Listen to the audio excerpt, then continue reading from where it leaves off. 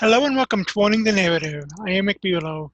The show will feature the top news of the week, complete with my observations, and even a little bit of sarcasm thrown in.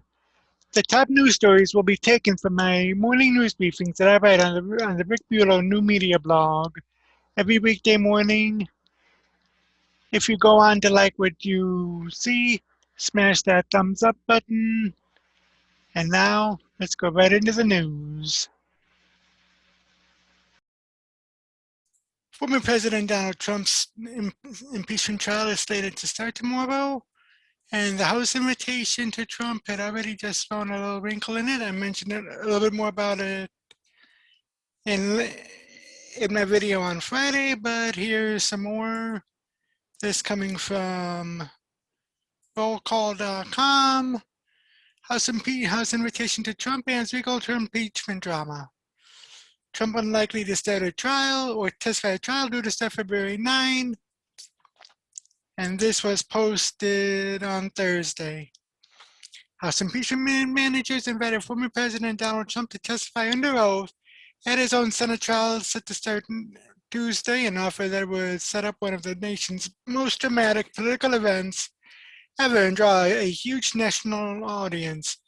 Boy, that would be a dog and pony show, West Virginia Democrat Senator Joe Manchin told reporters Thursday.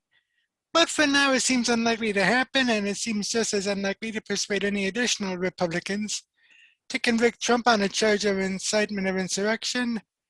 Maryland Democrat Representative Jamie Raskin, the lead impeachment manager, imbued Thursday's invitation with a swagger, pointing out to Trump that he has time to testify because he no longer has the official duties of the presidency to carry out. We therefore anticipate your availability to testify, the Maryland Democrat wrote. The letter underscores how little is known about what might happen during the trial to make it mild or wild. Could Trump decide to take up the offer and testify? Who else could Democrats decide to call as witnesses? Could there be votes on Senate subpoenas for the president? Democrat leader Charles E. Schumer of New York and Republican leader Mitch McConnell of Kentucky are still negotiating the framework of the Senate trial, which could clarify some of these questions. But Schumer blamed Trump's revolving door legal team for holding up the process. The impeachment resolution on the trial has been set back because the president keeps switching lawyers, Schumer said Thursday. And so we have to negotiate how we want to be bipartisan. His lawyers are part of the deal, but hopefully we can move forward. We've had good discussions. Raskin's letter also gives a peek into his team's strategy to respond to Trump's denial of factual allegations in the impeachment charge of incitement of insurrection. If you decline this invitation, we reserve any and all rights, including the right to establish at trial that your refusal to testify shows a strong adverse inference regarding your actions and inaction on January 6, 2021, Raskin wrote. Adverse inference, quote unquote, is a legal concept that usually plays out in civil lawsuits if one of the parties withholds some evidence. For example, if they refuse to testify or if they destroy documents. In those situations, a judge can tell jurors that they can presume the missing evidence would have been bad for the side that didn't provide it. House impeachment managers leaned heavily on that concept during Trump's first impeachment investigation and trial when the Trump administration and witnesses declined to turn over information and file congressional subpoenas. The Democrats appear ready to do so again. Trump's lawyer, David Schoen, in a letter to Raskin, called the invitation a public relations stunt and said there is no such thing as a negative inference in this unconstitutional proceeding. Your letter only confirms what is known to everyone. You cannot prove your allegations against the 45th President of the United States, who is now a private citizen, Schoen wrote. The use of our Constitution to bring a purported impeachment proceeding is much too serious to try to play these games. However, on the other hand, the letter did not specifically decline the invitation, and Republicans did not show any signs that they thought Trump would show up or that adverse inference would be persuasive to them when the House didn't even give Trump a chance to respond to the impeachment charge. No, I don't think that would be in anybody's interest, South Carolina Republican Senator Lindsey Graham said of the possibility that Trump would testify. Just because it's just a nightmare for the country to do this, it's just a political showboat move to do this, and they didn't call him in the House. Texas Republican Senator Ted Cruz said the invitation just shows that what they're looking for is a show trial. This is all about partisanship. For 4 years, the Democrat Party has been defined by hatred for Donald J. Trump. Iowa Republican Senator Charles E. Grassley told reporters that just like the first impeachment, the House didn't do its work getting evidence and now expects the Senate to do so with witnesses. That Senate opposition to Trump testifying was bipartisan. Delaware Democrat Senator Chris Coons called it a terrible idea. When asked why, Coons added only, "Have you met Donald Trump?"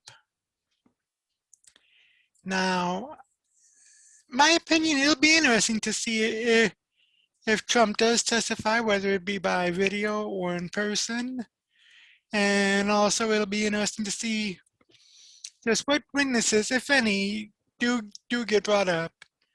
Now, how will the impeachment trial work out? Well, the AP put out an explainer on that. This coming from today's Associated Press. Former President Donald Trump's historic second impeachment trial begins Tuesday, forcing the Senate to decide whether to convict him of obstruction or insurrection. After a violent mob of his reporters laid siege to the U.S. Capitol on January 6. Now, while Trump's acquittal is expected, all 100 senators will first have to sit at their desks and listen to hours of graphic testimony from House Democrats about the riots, which left 5 people dead. The House impeached Trump on January 13, 1 week after the violence. A look at the basics of the upcoming impeachment trial. How does the trial work? The Constitution says the House has the sole power of impeachment, while the Senate has the sole power to try the individual on the charges. The person being impeached, who can be the president, the vice president, or any civil officer of the United States, can be convicted by 2/3 of the senators present. The House appoints managers as prosecutors who set up on the Senate floor, along with the defendant's lawyers to present their case. The prosecutors in Trump's defense team will have a set amount of time to make arguments, and then senators can ask questions in writing before a final vote. The Chief Justice of the United States normally presides over the trial of the president, but because Trump has left office, the presiding officer will be Senator Patrick Leahy, Democrat Vermont, who is the ceremonial head of the Senate as the longest serving member of the majority party. Once the senators reach a final vote on the impeachment charge, this time there is just one incitement of insurrection. Each lawmaker will stand up and cast their vote, guilty or not guilty. Now, how long will the trial last? That's unclear.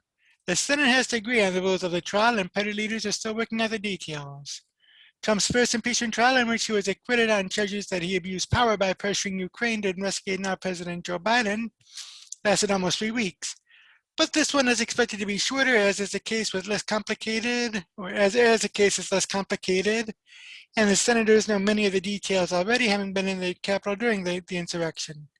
And while the Democrats want to ensure that they have enough time to make their case, they do not want to tie up the Senate for long. The Senate cannot confirm Biden's cabinet nominees and move forward with their legislative priorities, such as COVID-19 relief, until the trial is complete. Now, why try Trump when he is out of office? Republicans and Trump's lawyers argue that the trial is unnecessary and even unconstitutional because Trump is no longer president and cannot be removed from office. Democrats disagree, pointing to opinions of many legal scholars and the impeachment of a former Secretary of War, William Belknap, who resigned in 1876, just hours before he was impeached over a kickback scheme. Now, while Belknap was eventually acquitted, the Senate held a full trial, and this time the House impeached Trump while he was still president, 7 days before Biden's inauguration. If Trump were convicted, the Senate could take a second vote to bar him from holding office ever again. Democrats feel that would be an appropriate punishment after he told the angry mob of his supporters to fight like hell to overturn his election defeat. Democrats also argue that there should not be a January exception for presidents who commit impeachable offenses just before they leave office. They say the trial is necessary not only to hold Trump properly accountable, but also so they can deal with what happened and move forward. You cannot go forward until you have justice, said House Speaker Nancy Pelosi this week. If we were not to follow up with this, we might as well remove any penalty from the Constitution of impeachment. How is this trial different from Trump's first trial? Trump's first trial was based on evidence uncovered over several months by the House. about a private phone call between Trump and the president of Ukraine, as well as closed-door meetings that happened before and afterward. Democrats held a lengthy investigation and then compiled a report of their findings. Now, in contrast, the second trial will be based almost entirely on the visceral experience of a riot that targeted the senators themselves in the Capitol building. The insurrectionists even breached the Senate chamber where the trial will be held. The fresh memories of January 6 could make it even easier for the House impeachment managers to make their case, but it doesn't mean the outcome will be any different. Trump was acquitted in his first trial a year ago Friday with one Republican, that being Utah Senator Mitt Romney, voting to convict, and there may not be many more guilty votes this time around. In a test vote January 26, only 5 Senate Republicans voted against an effort to dismiss the trial, an early indication that Trump is likely to be acquitted again. So what will Trump's lawyers argue?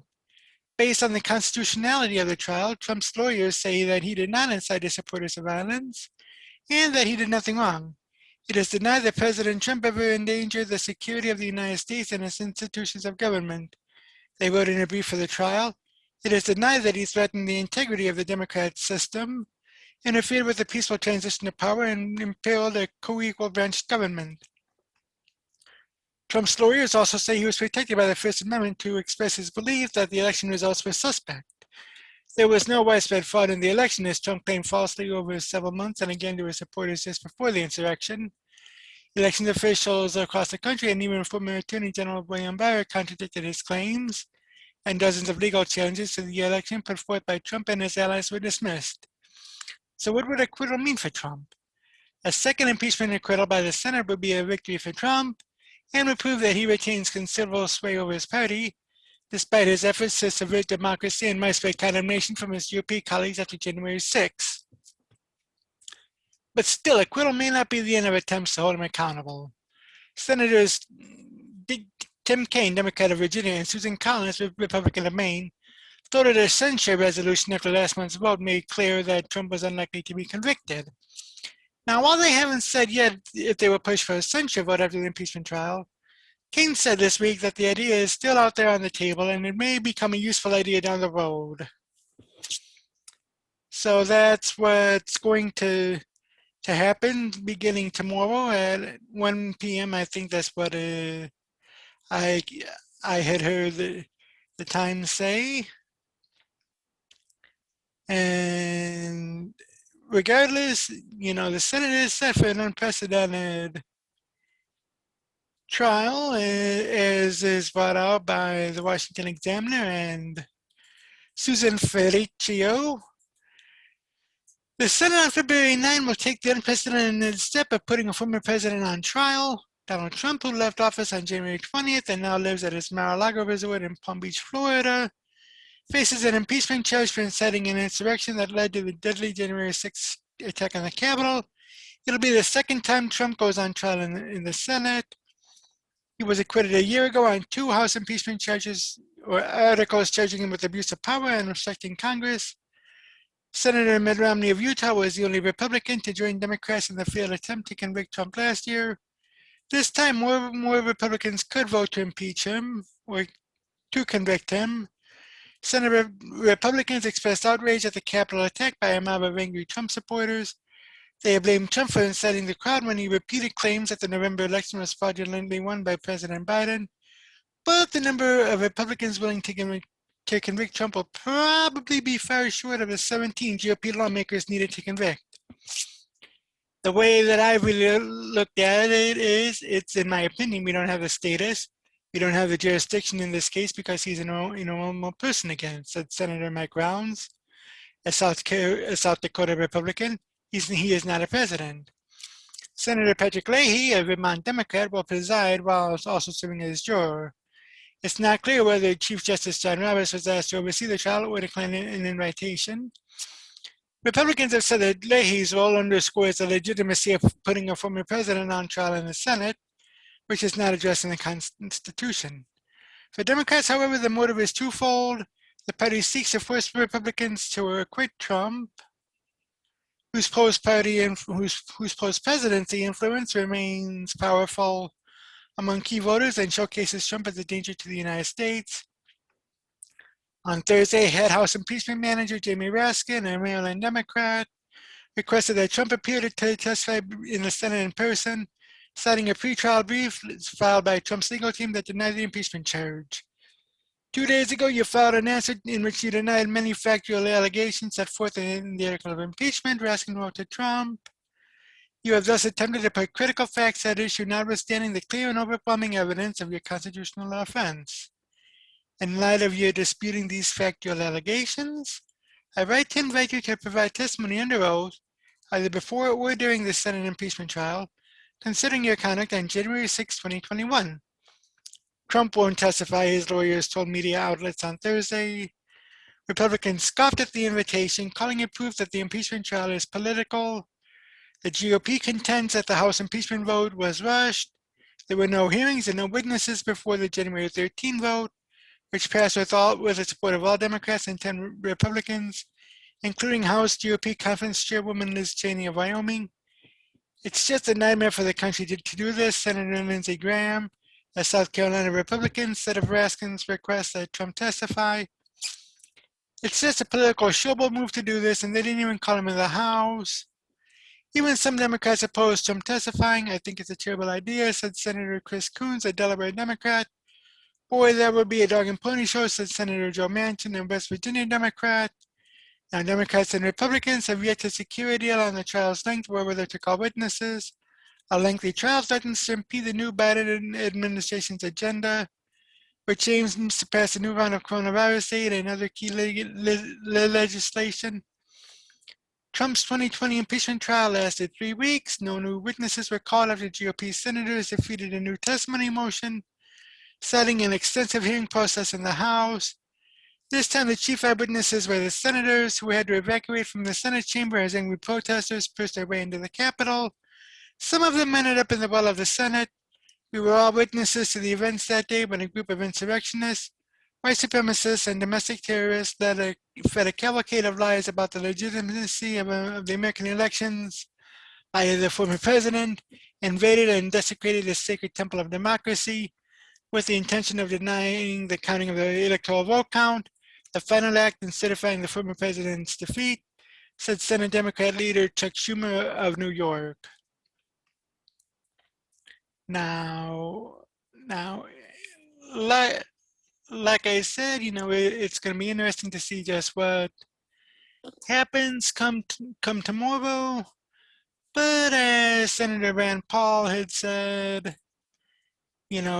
Trump's impeachment trial has zero chance of conviction. This from the Epoch Times.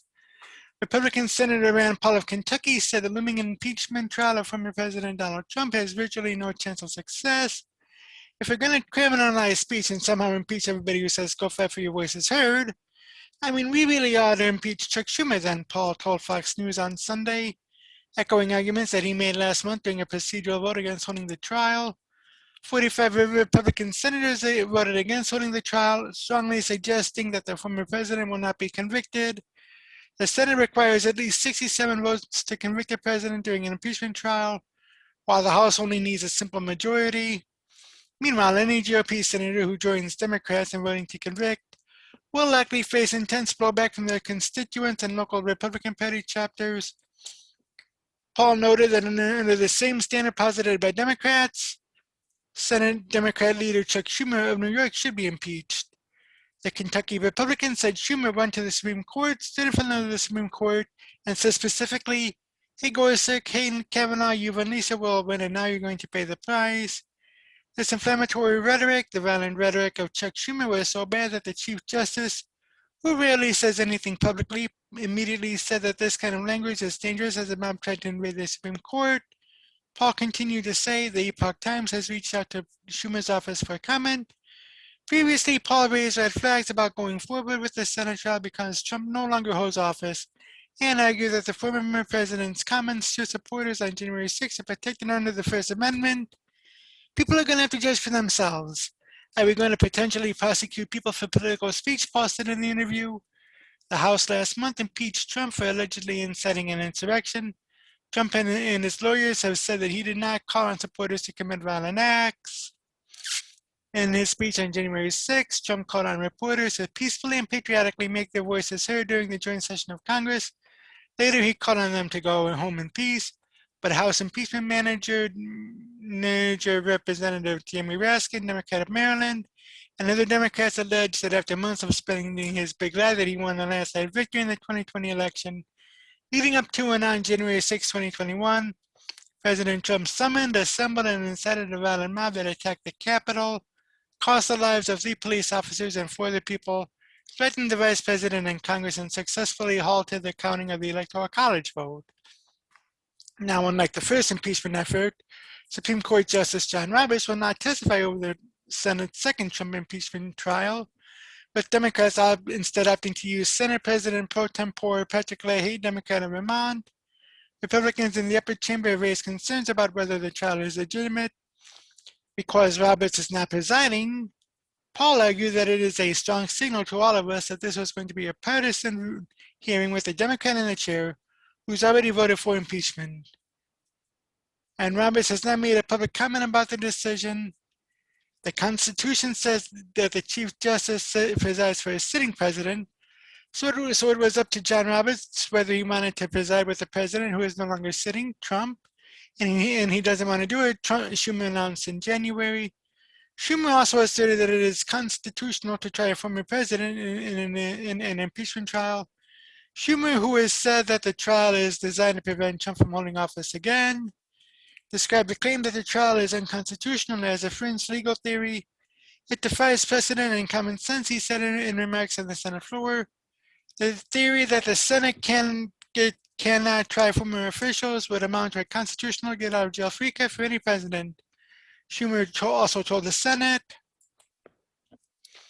Now, like I said, it'll be interesting to see what happens tomorrow afternoon at 1 p.m. And it'll also be interesting to see if they'll put it on TV like they did during the first impeachment trial. I mean, I don't know if they'll go along with that. Considering that Trump is not the president and most of the legacy media, wants to move forward also. So leave a comment below as to what you think about all this. Also leave a comment as to whether you think it is constitutional for the constitutional for the Senate to try a former president, and B, whether you think that that one of the senators, in this case Leahy, who is the president pro tempore or leading or highest tenured Senate Democrat, will be or is eligible to be judge and juror in this. And I'll see you in the next video. The impeachment trial of former President Donald Trump is going on today, and there were 4 major arguments in Trump's impeachment trial. This coming from my good friends over at the Daily Signal. 4 major arguments in Trump's second impeachment trial. Lawyers for former President Donald Trump filed dueling legal briefs Monday in a clash with prosecuting Democrats over the First Amendment, due process, and something the nation's 8th president said as Trump's second Senate impeachment trial formally began. The Senate will try Trump on the House's single charge of incitement to insurrection, blaming Trump's January 6 speech at a rally for the riot at the Capitol that began as he spoke near the White House. Though Trump left office January 20th, the House impeachment managers are urging the Senate to convict Trump and disqualify him from holding future office. In a 78-page legal brief, Trump's legal team of David Schoen and Bruce Castor argue that the trial is unconstitutional since he is already out of office. The article of impeachment presented by the House is unconstitutional for a variety of reasons, any of which alone would be grounds for immediate dismissal, the Trump brief says. Taken together, they demonstrate conclusively that indulging House Democrats' hunger for this political theater is a danger to our democracy and the rights that we hold dear. The 9 House impeachment managers, led by Democrat Representative Jamie Raskin of Maryland, countered in a 5-page response that the evidence against Trump is overwhelming. As charged in the article of impeachment, President Trump violated his oath of office and betrayed the American people. His incitement of insurrection against the United States government, which disrupted the peaceful transfer of power, is the most grievous legal crime ever committed by a president, the Democrats' legal brief says. House Democrats last week filed an 80-page brief laying out their case, and the Trump team issued a short response. Based on the documents filed Monday, here's a look at what Trump's lawyers will argue in the trial and how Democrats plan to counter. Number 1, First Amendment. Trump's speech January 6th at the rally on the ellipse south of the White House is protected speech under the First Amendment, his lawyers contend, saying notably absent from his speech was any reference to or encouragement of an insurrection, a riot, criminal action, or any acts of physical violence whatsoever. Their brief continues, aside from the fact that it does not constitute a crime, let alone a high crime or misdemeanor, President Trump's speech at the January 6, 2021 event fell well within the norms of political speech that is protected by the First Amendment, and to triumph for that would be to do a grave injustice to the freedom of speech in this country. Trump's lawyers added that Trump's reference in the January 6 speech to the need for supporters to fight was a general term often used in politics. Of the over 10,000 words spoken, Trump used the word fight a little more than a handful of times, and each time in the figurative sense that it has long been accepted in public discourse when urging people to stand and use their voices to be heard on matters important to them. It was not and could not be construed to encourage acts of violence, the Trump brief says. But Democrats contend that Trump has no First Amendment defense. As a matter of law and logic, not to mention simple common sense, his attempted reliance on free speech principles is utterly baseless, the House Democrats' response says, adding, when President Trump demanded that the armed, angry crowd at his Save America rally fight like hell, or you're not going to have a country anymore, he wasn't urging them to form political action committees about election security in general.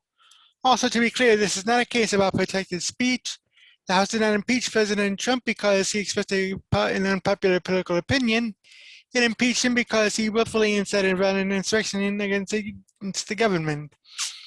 Number 2, jurisdictional arguments. Trump's lawyers continue building an argument that conducting an impeachment trial from a former office holder is not constitutional. In a test vote of sorts before the trial began, 45 senators agreed that since Trump no longer held an office from which he could be removed, the trial is not constitutional. Democrats, not surprisingly, disagreed. The framers' intent, the text of the Constitution, and prior congressional practice all confirm that President Trump must stand trial for his constitutional crimes committed in office. Democrats argue in their brief, presidents wear a sacred oath that binds them from their first day in office through their very last. House Democrats impeachment managers also brought up a comment by former President John Quincy Adams when he was serving in the House of Representatives and leading an impeachment investigation against President John Tyler. I hold myself, so long as I have the breath of life in my body, amenable to impeachment by the House for everything I did during the time I held any public office, Adams said. The Trump's team notes that although the quote from the nation's 8th president was a non-binding statement about the possibility of late impeachment, in a case that did not even end with an impeachment, there is equal and perhaps even more on the scant record that would weigh against it. The former president's lawyers note that Alexander Hamilton asserted that removal was a required component of the impeachment penalty. Moreover, James Madison wrote in Federalist 39 that a president is impeachable during his continuance in office. The House impeached Trump for the second time only 7 days before his 4-year term expired, so although there is no question about the House's power to vote to impeach him, the constitutional question surrounds the Senate trial. Without that possibility of removal from office, there cannot be a trial, Trump's lawyers assert. In the civil law analog, this case would be summarily dismissed under Federal Rules of Civil Procedure 12b-6 for failure to state a claim upon which relief can be granted. They add that the Constitution only grants the Senate the additional power to remove a person's right to run for office as a part of the process of removal from office. Number 3, multiplicity and Clinton precedent. The House's article of impeachment charging Trump says incitement to insurrection. However, The contents also bring up Trump's lack of action to quell the Capitol riot after it began, which Democrats call a dereliction of duty. The article of impeachment also faults Trump for what Democrats characterize as his threats to Georgia Secretary of State Brad Raffensperger over certification of the vote for president in Georgia. The article is constitutionally flawed in that it charges multiple instances of allegedly impeachable conduct in a single article. Trump's lawyers contend the Senate should dismiss these charges and acquit the president because this is clearly not what the framers wanted or what the Constitution allows. The brief goes on to argue that the Senate cannot lawfully find the president guilty of something not charged by the House, any more than a trial jury can find the defendant guilty of something not charged in the indictment.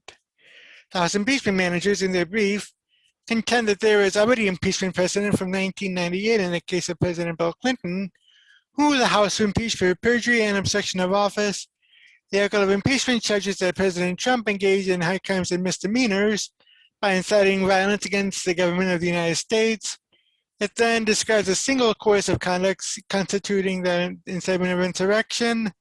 Democrats say, adding, while the article describes the consequences of that conduct, as well as prior events to subvert and obstruct the certification of the results of the 2020 presidential election, it charges Trump only with a single impeachable offense. In President Clinton's case, the articles of impeachment specifically charge that he had engaged in one or more improper acts. See House Resolution 611, 105th Congress in 1998. Even so, the Senate rejected President Clinton's motion to dismiss on the ground that the articles were multiplicitous. That precedent forecloses President Trump's position here. Number 4, due process of law. The House's second impeachment of Trump in just over a year's time was the quickest impeachment in history for a president. The process of impeaching Clinton and President Andrew Johnson and the near impeachment of President Richard Nixon included weeks or months of House hearings. The lack of due process is no small matter. Due process of law is not a formality. It is a key constitutional right, and when it is lacking, a case is tainted and the case should be dismissed, the Trump lawyers argue. In the civil context, the law is clear that a case should be dismissed if the government wrongfully interfered with the defendant's due process rights. House Democrats were dismissive of this charge, noting that they invited Trump to defend himself voluntarily and he declined. Moreover, the House has invited President Trump to voluntarily testify under oath, yet President Trump immediately rejected that opportunity to tell his story. The Democrats' brief says, the House will establish at trial that this decision to avoid testifying supports a strong adverse inference regarding President Trump's actions and inactions on January 6. Now, I had seen a couple of segments from the impeachment trial, and I mean, I gotta tell you, from what little I've seen, there's not much going on. However, it does look like that should, that as Rand Paul says, what's good for the goose is good for the gander. So, as a matter of fact, he's even wanting to turn the tables on Chuck Schumer, Senate Democrat leader. This coming from The Blaze. And it says, Rand Paul turns the tables on Chuck Schumer, demands his impeachment by applying standard Dems use against Trump. Republican Senator Rand Paul of Kentucky declared Sunday that Senate Democrat leader Chuck Schumer of New York should be impeached if the standard Democrats are applying against former President Trump is applied equally to all politicians in positions of leadership. So what is the background? Last spring, as the Supreme Court was preparing to hear oral arguments in a monumental case that could have significantly impacted abortion rights in the U.S., Schumer spoke out against Supreme Court Associate Justices Neil Gorsuch and Brett Kavanaugh using inflammatory language. I want to tell you, Gorsuch, I want to tell you, Kavanaugh, you have released the whirlwind and you will pay the price, Schumer said at a pro-abortion rally. You won't know what hit you if you go forward with these awful decisions. In response, Supreme Court Chief Justice John Roberts spoke out against Schumer in a rare and extraordinary statement condemning the New York Democrat for dangerous rhetoric. Roberts said in part, Justices know that criticism comes with the territory, but threatening statements of this sort from the highest levels of government are not only inappropriate, they are dangerous. All members of the court will continue to do their job without fear or favor from whatever quarter. So what did Paul say? Speaking on Fox News Sunday, Paul said that if Congress applied Democrats' impeachment standard fairly, Schumer should also be impeached and put on trial by the Senate. Trump's impeachment trial begins on Tuesday. The House impeached him last month for incitement of insurrection, claiming Trump's allegations of a rigged or stolen election incited the deadly violence at the U.S. Capitol on January 6. If we're going to criminalize speech and somehow impeach everybody who says go fight to hear your voice is heard, I mean, we really ought to impeach Chuck Schumer then, Paul said. He went to the Supreme Court, stood in front of the Supreme Court and said specifically, "Hey, Gorsuch, hey, Kavanaugh, you've released your whirlwind and you're going to pay the price," Paul continued. This inflammatory wording, this violent rhetoric of Chuck Schumer was so bad that the Chief Justice, who rarely says anything publicly, immediately said this kind of language is dangerous as the mob tried to invade the Supreme Court. But Paul continued, Democrats won't hold Schumer or the Democrat lawmakers accountable for their inflammatory rhetoric, citing Representatives Ilhan Omar, Democrat of Minnesota, and Democrat Maxine Waters of California. If people want to hold President Trump accountable for their language, then there has to be a consistent standard. And in my mind, it's a partisan farce because they're not doing anything to Chuck Schumer, not doing anything to Representative Omar, not doing anything to Maxine Waters. It's just not fair. It's just partisan politics under a different name, Paul said. The Kentucky senator went on to predict that Trump's defense team will use the words of Democrat lawmakers against them during Trump's Senate trial. If you're going to criminalize his speech, you have to do it with the same standard. You can't just criminalize Republican speech and ignore all the Democrats who have incited violence, Paul said. The thing is, we just can't have a double standard. Both parties have to be treated the same, he continued. I think that if Democrats had any bit of self-reflection, they would be saying this is a really terrible idea. And that's what I mean. I had read a couple of times in the past, not only Maxine Waters, who basically said that if anyone sees any of President Trump's administration out in public, to confront them, and to yell at them.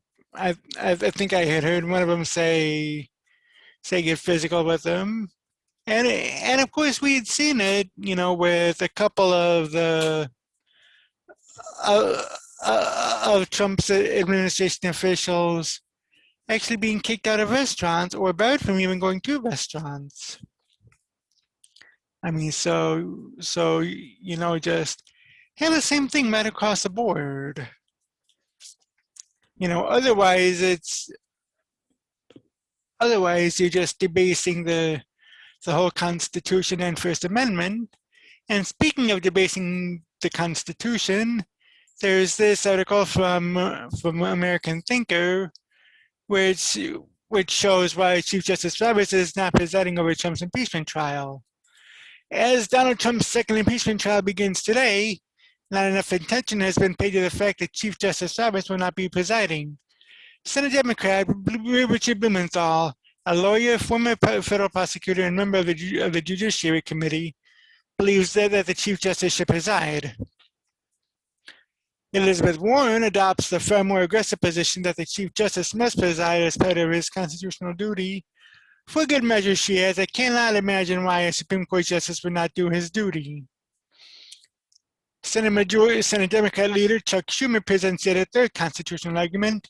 He claims that the Constitution commits the decision as a matter of choice to the Chief Justice. The Constitution says that the Chief Justice presides for a sitting president, so it was up to John Roberts whether he wanted to preside with the president who is no longer sitting. Trump, and he doesn't want to do it. Senator Leahy, who has been designated to preside, agrees that the Chief Justice would be the first choice. All of these assertions are manifestly incorrect, and for reasons of considerable bearing on the proceeding, working in order, Blumenthal does not pretend to be a legal argument, or does not pretend to a legal argument. He wants the Chief Justice to preside for its beneficial public relations impact.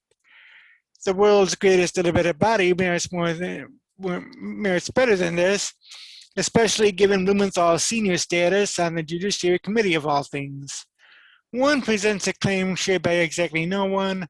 For a partisan advantage, she recklessly claims that the Constitution places an affirmative burden on the Chief Justice to preside over the trial of a former president, also known as a private citizen. It seems almost churlish to ask where in the text or even structure of the Constitution such a hidden duty lies. Does she believe this outlandish claim, or is it just understood nowadays that making wantonly false statements about the Constitution is part of senatorial privilege? Little people be silent. Now, Schumer's a different story.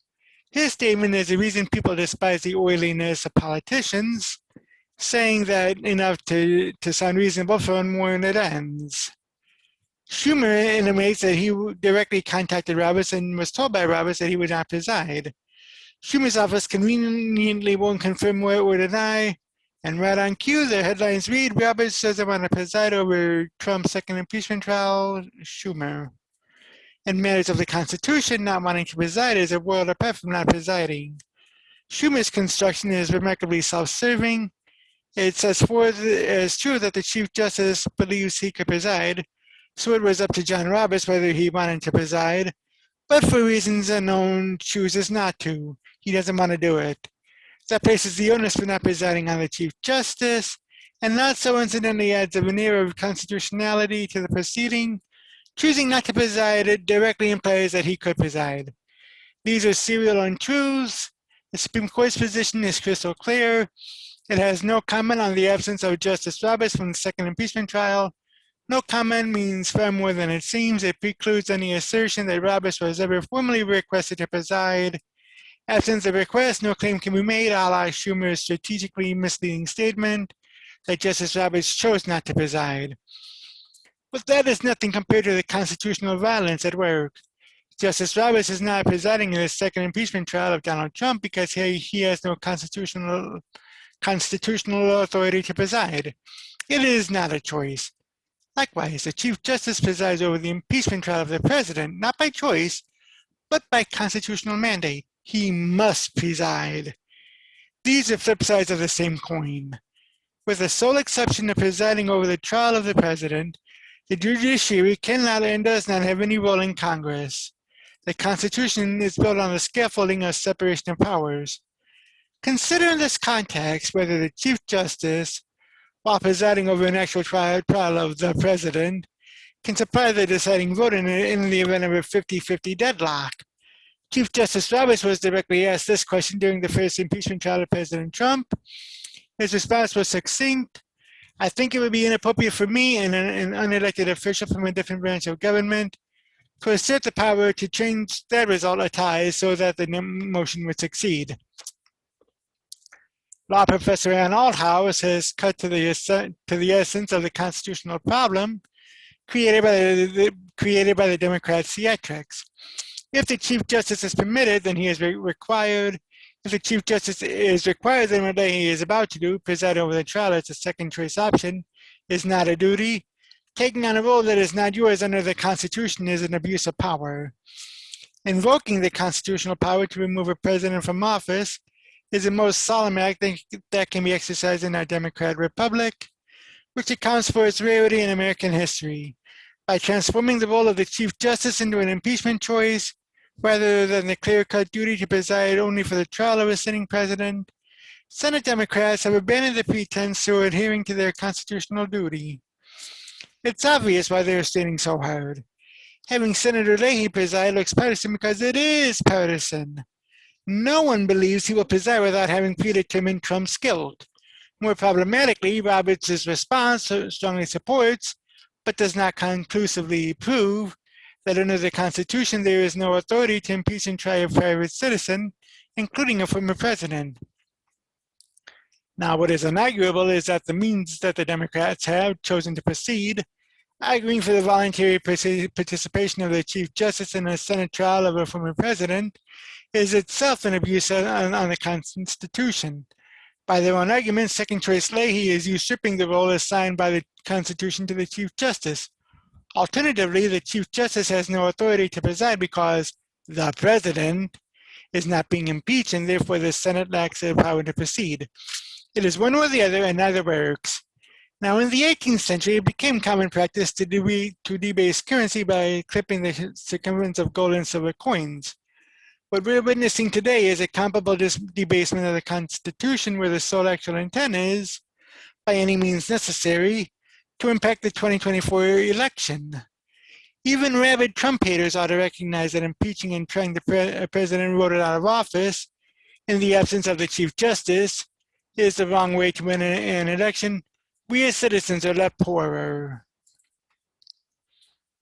And I mean, I definitely agree with that, especially considering the fact that, Roberts, I don't know if he chose not to or if he said no comment on that, but, nowhere in the Constitution does it say that a former, say who presides in the event of either a civil officer or a private citizen, which I don't even know why a private citizen should be impeached anyway. Or rather a private citizen who was a former president or former senator or former civil office holder be impeached anyway. I mean, it's just way out there. But yeah, I mean, it's just farcical, and who knows what'll happen this coming week. But apparently Trump's pleased with the bipartisan deal on the impeachment structure. This coming from the Epoch Times. Former President Donald Trump and his legal team are pleased with the agreement reached between Senate Republicans and Democrats on the framework for the upcoming impeachment trial, Trump's office said in a statement. We appreciate that Senate Republican leadership stood strong for due process and secured a structure that is consistent with past precedent, the statement said. The process will provide us with an opportunity to explain to senators why it is absurd and unconstitutional to hold an impeachment trial against a private citizen. This comes after Senate Democrat leader Chuck Schumer of New York announced that the upper chamber had reached a bipartisan deal on how the impeachment trial will be run a day before the proceedings are scheduled to begin. All parties have agreed to a structure that will ensure a fair and honest Senate impeachment trial of the former president, Schumer said on Monday. The agreement was reached between Senate Republican leader Mitch McConnell of Kentucky, House Democrat impeachment managers, and lawyers for Trump. The trial will begin with a 4-hour debate on whether the proceedings should be dismissed, the lawmakers said. The constitutionality of an impeachment trial of a former president was revisited in January when Republican Senator Rand Paul of Kentucky raised a point of order on the Senate floor, forcing the chamber to take a stance on the constitutionality of the proceedings. It returned a 55-45 vote, meaning that the trial will go ahead, but it also revealed that nearly half of the chamber holds a view that the proceedings are unconstitutional. Following Tuesday's debate, each side will have up to 60 minutes to present their cases starting Wednesday at 12 p.m. Eastern. Then there will be a total of 4 hours for senators to question both sides. Now, should witnesses or Democrats be subpoenaed, up to 4 hours can be allotted again between the impeachment managers and Trump's defense, according to Schumer. The Democrat-controlled House on January 13 voted 232 to 197 to impeach Trump on a single article of impeachment, alleging that the president incited an insurrection that resulted in the U.S. Capitol breach on January 6. The impeachment, which was completed in a single 7-hour session, has been criticized by Republicans for its speed and lack of due process. Meanwhile, the question of whether the Senate trial is constitutional has prompted a heated public debate among legal scholars and lawmakers. Trump attorneys on Monday filed a written argument saying that the trial is merely political theater, adding that it is unconstitutional to impeach a former president. Democrats have rejected the idea and said that they want the trial to serve as a referendum against Trump while ensuring that he cannot hold office again. Taken together, they demonstrate conclusively that indulging House Democrats' hunger for this political theater is a danger to our republic democracy and the rights that we hold dear. Trump's attorneys wrote. And yeah, so I mean, it'll be interesting. Like I said, that the impeachment trial has already begun, and I will bring updates on that tomorrow. But anyway, leave a comment below what you think about this impeachment trial. Did you watch any of the first day's impeachment? And give me your thoughts on that. And I'll see you in the next video. Yesterday was the first day of the Senate impeachment trial of former President Donald Trump. The House managers gave their opening arguments, and here are 6 takeaways from there from the Daily Signal. It says the historic opening day of the first Senate impeachment trial of a former president was fiery and emotional in some moments. Democrat House managers and lawyers for former President Donald Trump primarily clashed over the constitutionality of trying a private citizen who was impeached 7 days before his term as president expired. The House impeached Trump on January 13 on the single charge for incitement to insurrection for his January 6 speech at a rally near the White House, as rioters began to break into the Capitol to try to stop lawmakers' count of electoral votes for president in a joint session of Congress. The Senate voted 56-44 to proceed with the trial, rejecting the defense's argument that it is unconstitutional. Senate Republicans who joined all Democrats in voting to continue the trial were Bill Cassidy of Utah, Susan Collins of Maine, Lisa Murkowski of Alaska, Mitt Romney of Utah, Ben Sasse of Nebraska, and Pat Toomey of Pennsylvania. All but Cassidy had voted 2 weeks earlier against a similar measure, calling the trial unconstitutional. Here are 6 major highlights from the proceedings on Tuesday. January exception. The leader of the House impeachment managers, Democrat Representative Jamie Raskin of Maryland, introduced a lengthy video of the events January 6 interspersing Trump's speech in the joint session of Congress with dramatic footage of rioters breaching and warming the Capitol. The president was impeached by the U.S. House of Representatives on January 13th for doing that, Raskin said, referring to the violence that just shown on large video screens in the Senate chamber. If that's not an impeachable offense, then there is no such thing. Raskin warned that if the Senate failed to hold a trial, it would create a quote-unquote January exception for any president who decided to engage in dangerous conduct in his final days in office. It's an invitation to the president to take his best shot at anything he may want to do on his way out the door, including violent means to lock that door, Raskin said.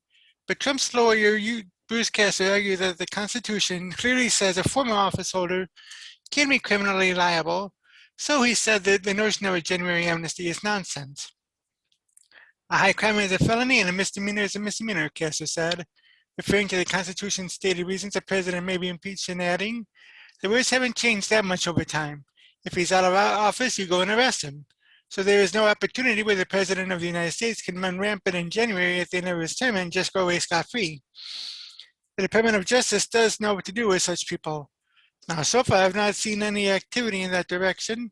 Not only that, but the people who stormed this building, breached it, were not accountable of conspiring with the president. Number 2, radical constitutional theory. A second Trump lawyer, David Schoen, said that a Senate trial of the former president would subject future former office holders to being impeached and tried by the Senate. Schoen asserted that it would be a de facto bill of attainder forbidden by the Constitution that allows legislatures instead of courts to enact judgments.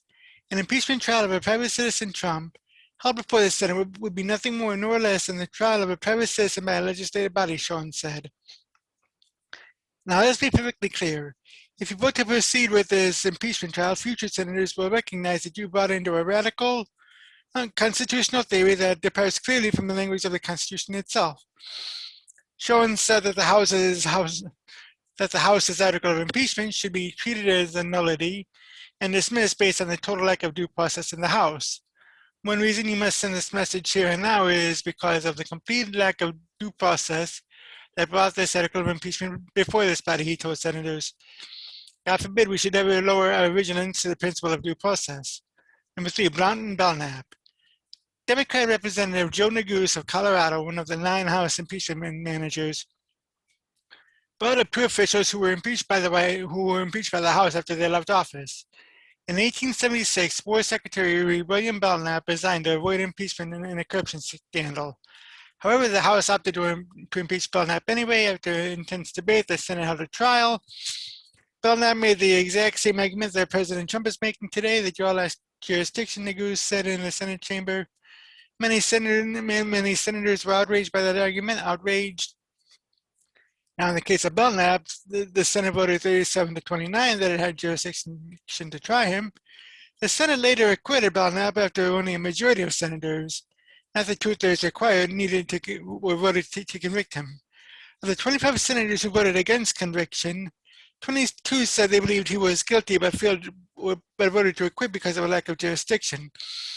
Now, the nation's first impeachment was of Senator William Bulow in 1797 over charges of conspiring with Great Britain. The problem was that the Senate had already expelled Bulow. The upper chamber opted not to try a former official when it was brought under the bridge.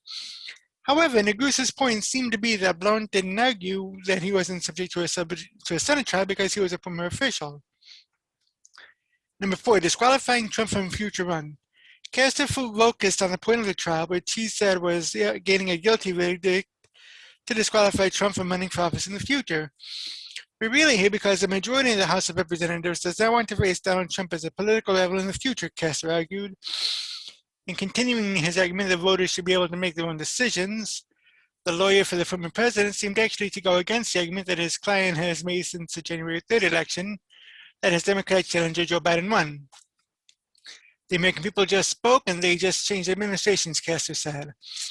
They're smart enough to pick a new administration if they don't like the old one, and they just did. Schoen added that the impeachment trial was an effort by a group of partisan politicians seeking to eliminate Donald Trump from the American political scene and seeking to disenfranchise 74 million plus American voters. Number 5, First Amendment argument. Trump's lawyers contended that his second impeachment constituted a violation of his First Amendment rights because it had to do with a speech to reporters January 6. One House manager, Democrat Representative David Cicilline of Rhode Island, stressed that Trump was not impeached for stating unpopular opinions. President Trump was not impeached because he used words that the House decided are forbidden or unpopular, Cicilline said on the Senate floor. He was impeached for inciting violence against the government of the United States. Cicilline added, we cannot continue down the path of partisanship and division that has turned the Capitol into an armed fortress. Number 6, trial will tear this country apart. The Democrats' impeachment managers insisted the trial of Trump was important to heal the country. We cannot have unity without accountability, Cicilline said. However, Schoen said that a trial would polarize the country even further. They say you need a trial before the nation can heal, Schoen said. That the nation cannot heal without it. Now I say our nation cannot possibly heal with it. With this trial, you will open up new and bigger wounds across the nation. Schoen referred to the video that House impeachment managers used to open the trial. This trial will tear this country apart, perhaps like we've only ever seen once before in our history. And to help the nation heal, we now learn that the House managers, in their wisdom, have hired a movie company and a large law firm to create, manufacture, and splice for you a package designed by experts to chill and horrify you and our fellow Americans. Schoen added, anyone truly interested in real accountability for what happened at the Capitol on January 6th would, of course, insist on waiting for a full investigation. Castor warned Democrats that they may come to regret setting a new precedent. The political pendulum will shift one day and partisan impeachments will become commonplace, Trump's lawyer said. Castor stressed that the attack on the Capitol was repugnant. You will not hear any member of the team representing former President Trump say anything but in the strongest possible way denounce the violence of the rioters and those that breached the Capitol, the very citadel of our democracy, he said. Now, like I said yesterday, I have not seen too much of the trial, nor do I pretty much care because, on either side, because like I said, it is very much an unconstitutional trial, and as future articles that I'll be reading show, you know, it's just not fair and just not right. As a matter of fact, like Rand Paul had said, I think last week or 2 weeks ago, you know, if you go through with this trial now, that may just open the door for past presidents to be impeached. You know, like President Obama, President Bush, Clinton maybe again. You know, so this just opens a whole Pandora's box. And of course, the Trump trial video show, in other news, the Trump trial video shows a vast scope and danger of the Capitol riot. This from the AP. Prosecutors unveiled chilling new security video in Donald Trump's impeachment trial on Wednesday, showing the mob of rioters breaking into the Capitol, smashing windows and doors, and searching menacingly for Vice President Mike Pence and House Speaker Nancy Pelosi, as overwhelmed police begged on their radios for help.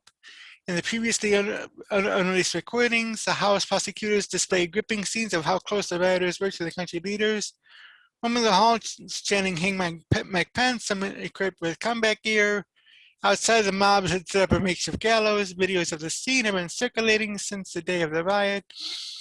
But the graphic compilation amounted to a more complete narrative, a moment-by-moment retelling of one of the nation's most alarming days. In addition to the evident chaos and danger, it offered fresh details on the attackers, scenes of police heroism and cries of distress, and it showed just how close the country came to a potential breakdown in its seat of democracy, as Congress was certifying Trump's election defeat to Democrat Joe Biden. They did it because Donald Trump sent them on this mission, said House Prosecutor Stacey Plaskett, the Democrat delegate representing the U.S. Virgin Islands. His mob broke into the Capitol to hunt them down. The stunning presentation showed the first full day of arguments in the trial, as the prosecutors argued Trump was no innocent bystander, but rather the insider-in-chief of the deadly Capitol riot, a president who spent months spreading election lies and building a mob of supporters planned for his call to stop Biden's victory. Now, though most of the Senate jurors have already made up their minds on acquittal or conviction, they were riveted and sat silently. Screams from the audio and video filled the Senate chamber. Senators shook their heads, folded their arms, and furrowed their brows. One Republican, James Lankford of Oklahoma, bent his head, a GOP colleague putting his hand on his arm for comfort. On January 6th, President Trump left everyone in his Capitol for dead, said Democrat Representative Joaquin Castro of Texas, a prosecutor. Now, Pence, who had been presiding over a session to certify Biden's victory over Trump, thus citing Trump's criticism, is being rushed to safety, sheltered in an office with his family just 100 feet from the rioters. Pelosi was evacuated from the complex before the mob prowls her office or suite of offices, her staff hiding quietly behind closed doors. In one dramatic moment, the video shows police shooting into the crowd through a broken window, killing a San Diego woman, Ashley Babbitt. In another, a police officer is seen being crushed by the mob. Police, overwhelmed by the rioters, frantically announced, "We lost the line," and urged officers to safety. One officer later died. Some senators acknowledged that it was the first time they had grasped how perilously close the country came to serious danger.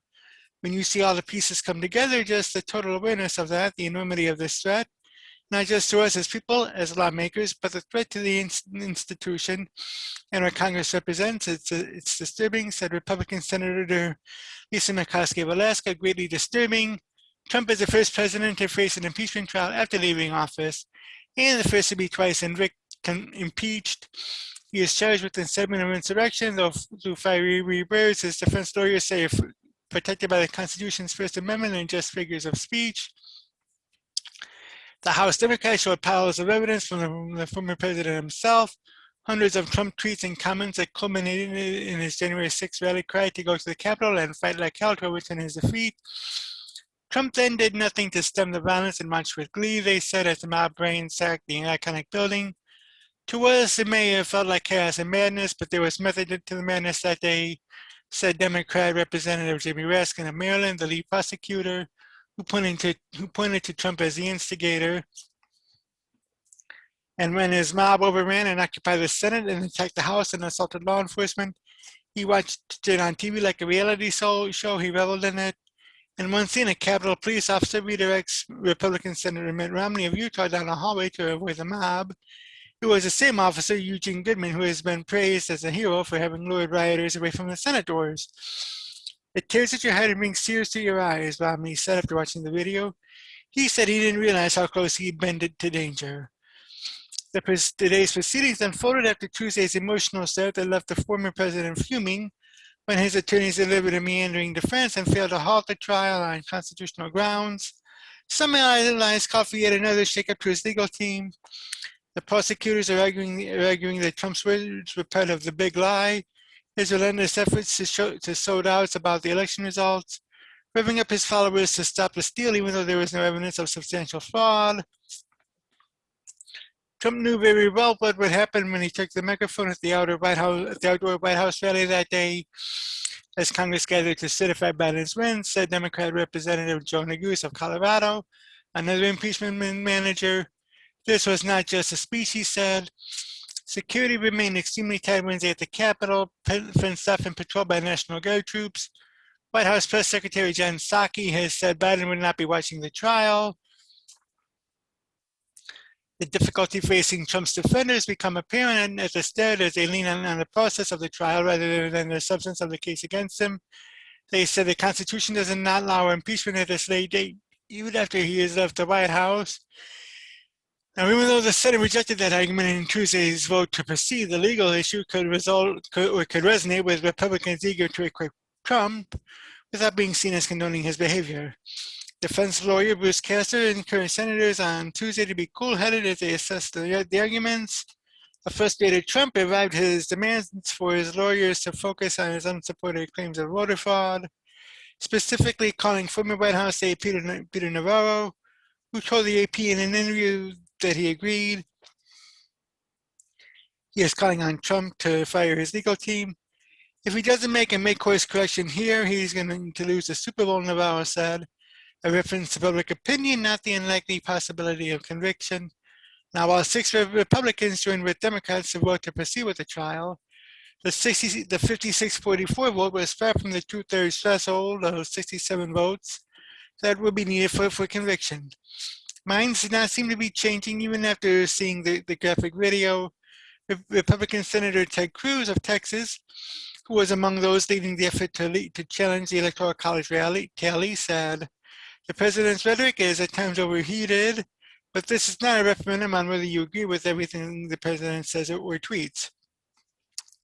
Republican Senator Josh Hawley of Missouri, another leader of the election challenge, said, "Nothing new here for me at the end of the day. As the country numbs to the Trump era shattering of civic norms, the prosecutors sought to remind senators and the nation just how extraordinary it was to have a sitting U.S. president working to discredit the election.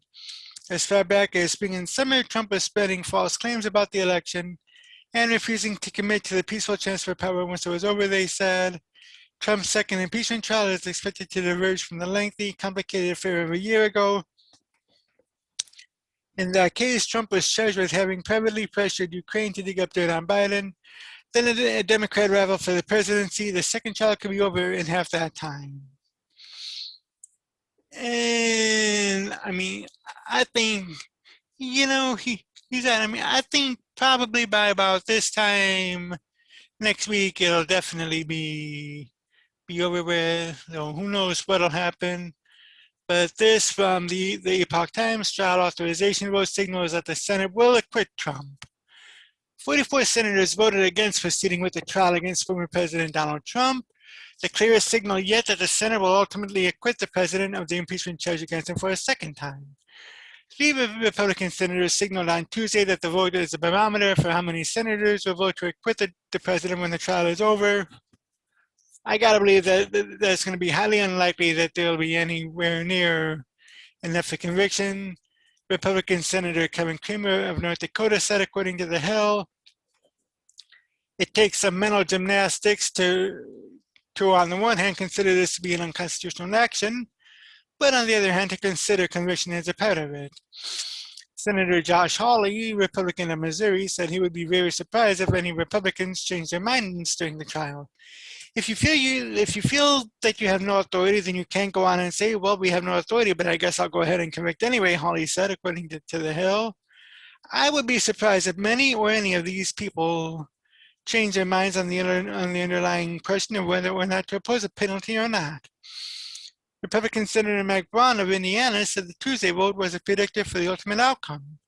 I think just like the one a couple of weeks ago was, Braun said, according to The Hill. Tuesday's vote mirrors one cast last month when 45 Republicans voted to declare the trial unconstitutional.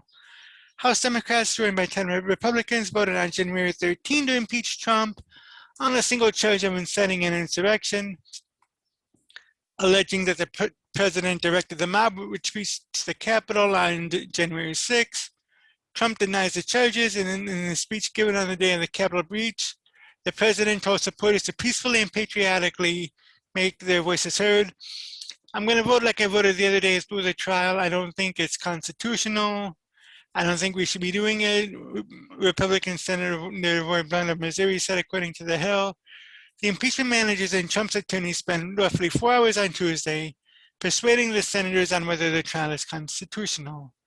The central argument by the impeachment managers posited that if the Senate was unable to try from a president, then presidents would have a so-called January exception to commit impeachable offenses during their last days in office, knowing that they could not be tried. The defense attorneys call that a nonsense. If any of my colleagues on this side of the chamber actually think that President Trump committed a criminal offense, after he's out of office, you go and arrest him. So there is no opportunity where the President of the United States can run rampant in January at the end of his term and just go away scot-free. The Department of Justice knows what to do with such people, Trump attorney Bruce Castor said. And that is so very true. That I mean, the way the two votes are gone, the first one in January 55-45, and this one 56-44. I don't think there'll be any. I don't think that there will be anywhere close to 67 votes. I mean, granted, it's only 11 votes from 67, but still, though, I just don't think the evidence is there for that. And along those lines, Ala Pundit over at Hot Air had brought this up. Breaking Senate votes that it is constitutional to try and impeach former official. 56-44. The good news for Bruce Castor is that him babbling aimlessly for 45 minutes only cost Trump 1 extra vote since the Senate first addressed this question on January 26. The bad news for him is that this jury is so deeply rigged for acquittal among Republicans that it's almost impossible to argue them into voting with the Democrats. And yet Castor did a bad enough job that he succeeded in flipping one Republican from no in January to holding the trial to yes today. This now makes 2 historical precedents that it's constitutional to try an official who's been impeached but has since left office. The earlier precedent, the case of William Belknap in the 19th century, was even more aggressive in asserting Congress's power than today's vote, in that Belknap had already resigned by a few minutes before the House got around to impeaching him. Trump was still president, and of course, when the House lowered the boom on him on January 13. The 56-44 vote, with 6 Republicans winning off 50 Democrats, paved the way for House Democrats trying the case to formally open their arguments on Wednesday afternoon as they seek to prove that Mr. Trump incited an insurrection by encouraging supporters who stormed the Capitol last month and disrupted the counting of Electoral College votes. But the 44 Republicans who agreed with Mr. Trump's claim that a former president cannot be subject to an impeachment trial seem to all but guarantee that he would have the 34 votes he needs on the final verdict to avoid conviction. To succeed, the House managers would need to persuade at least 11 Republican senators to find Mr. Trump guilty in a trial that they have deemed unconstitutional. 5 of the 6 Republicans who voted with Democrats this time voted the same way 2 weeks ago. Romney, Murkowski, Collins, Sass, and Toomey. The new guy joining them is Bill Cassidy of Utah. Why? Well, because the defense sucked. Now, Murkowski was always going to vote yes, but Cassidy didn't make it hard for her. Liberals are reminding people this afternoon that one of the reasons Trump was in trial after he left office was because the Republicans wouldn't grant unanimous consent to begin the trial before January 20th, when Schumer floated the idea. They made Trump's constitutional defense possible through their own delay tactics. Right, but even if the trial had begun before January 20th, while Trump was still in office, it likely would have ended after that date, in which Republicans would have simply argued that the trial became moot after noon on Election Day. And don't forget that Pelosi daily, by holding the article of impeachment for a week after January 6th, when moving more quickly, would have forced the Senate to move sooner. Although, let's be real, even if she had moved to impeach immediately after the riot, Senate Republicans would have claimed that Trump never received due process in the House, and therefore it wouldn't be fair to convict him at all. Never mind that its lawyers would be given a full opportunity before the Senate to make their case. There was always going to be a process there, excuse here for acquitting Trump. It was just a simple matter of finding one that they could make with a safe face. The core argument is that it's constitutional to try a former official, is that the alternative would lead to absurd and pernicious incentives, with the president entitled to go on a rampage of bad behavior in his final weeks in office, and then dodge the consequences by resigning before he's tried. In that situation, the president would have a de facto veto over the Senate's power to convict and disqualify officials, and the Constitution doesn't say anything about a presidential veto. Castor countered that today by arguing that fear is overblown because, after all, the DOJ can always prosecute a president after he leaves office. Right. But what if his actions don't rise to the level of a statutory crime? What if he's guilty of a gross abuse of power, like spending 2 months brainwashing people into believing that an election was being stolen? That doesn't break any criminal law. Well, the obvious sanction in a case like that is to let the people's representatives declare that that official has proven himself so thoroughly unfit for office that he can't hold office again, even if what he's guilty of would end him in prison. That's all today's vote was about, and it came about the right way.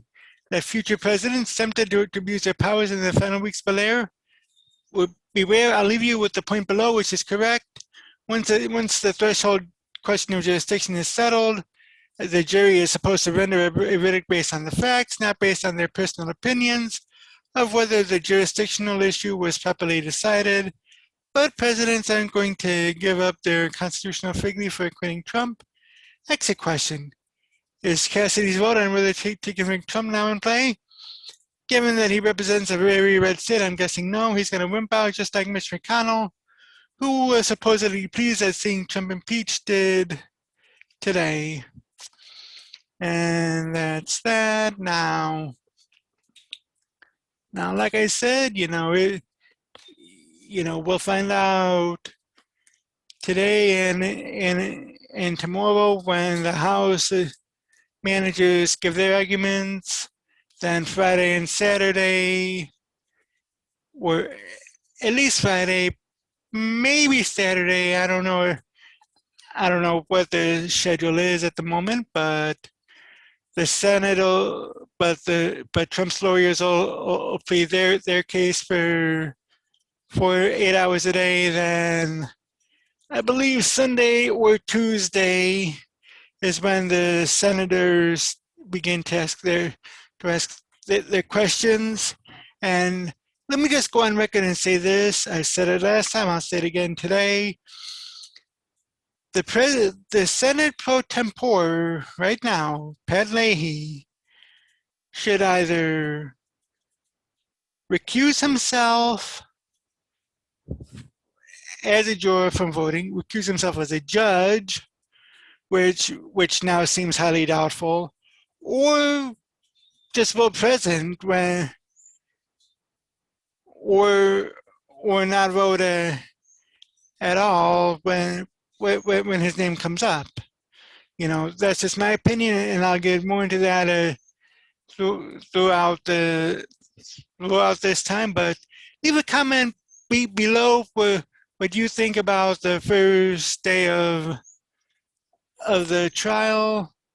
Leave your opinion as to what you think about Cassidy joining the Democrats in voting to go forth with the impeachment trial.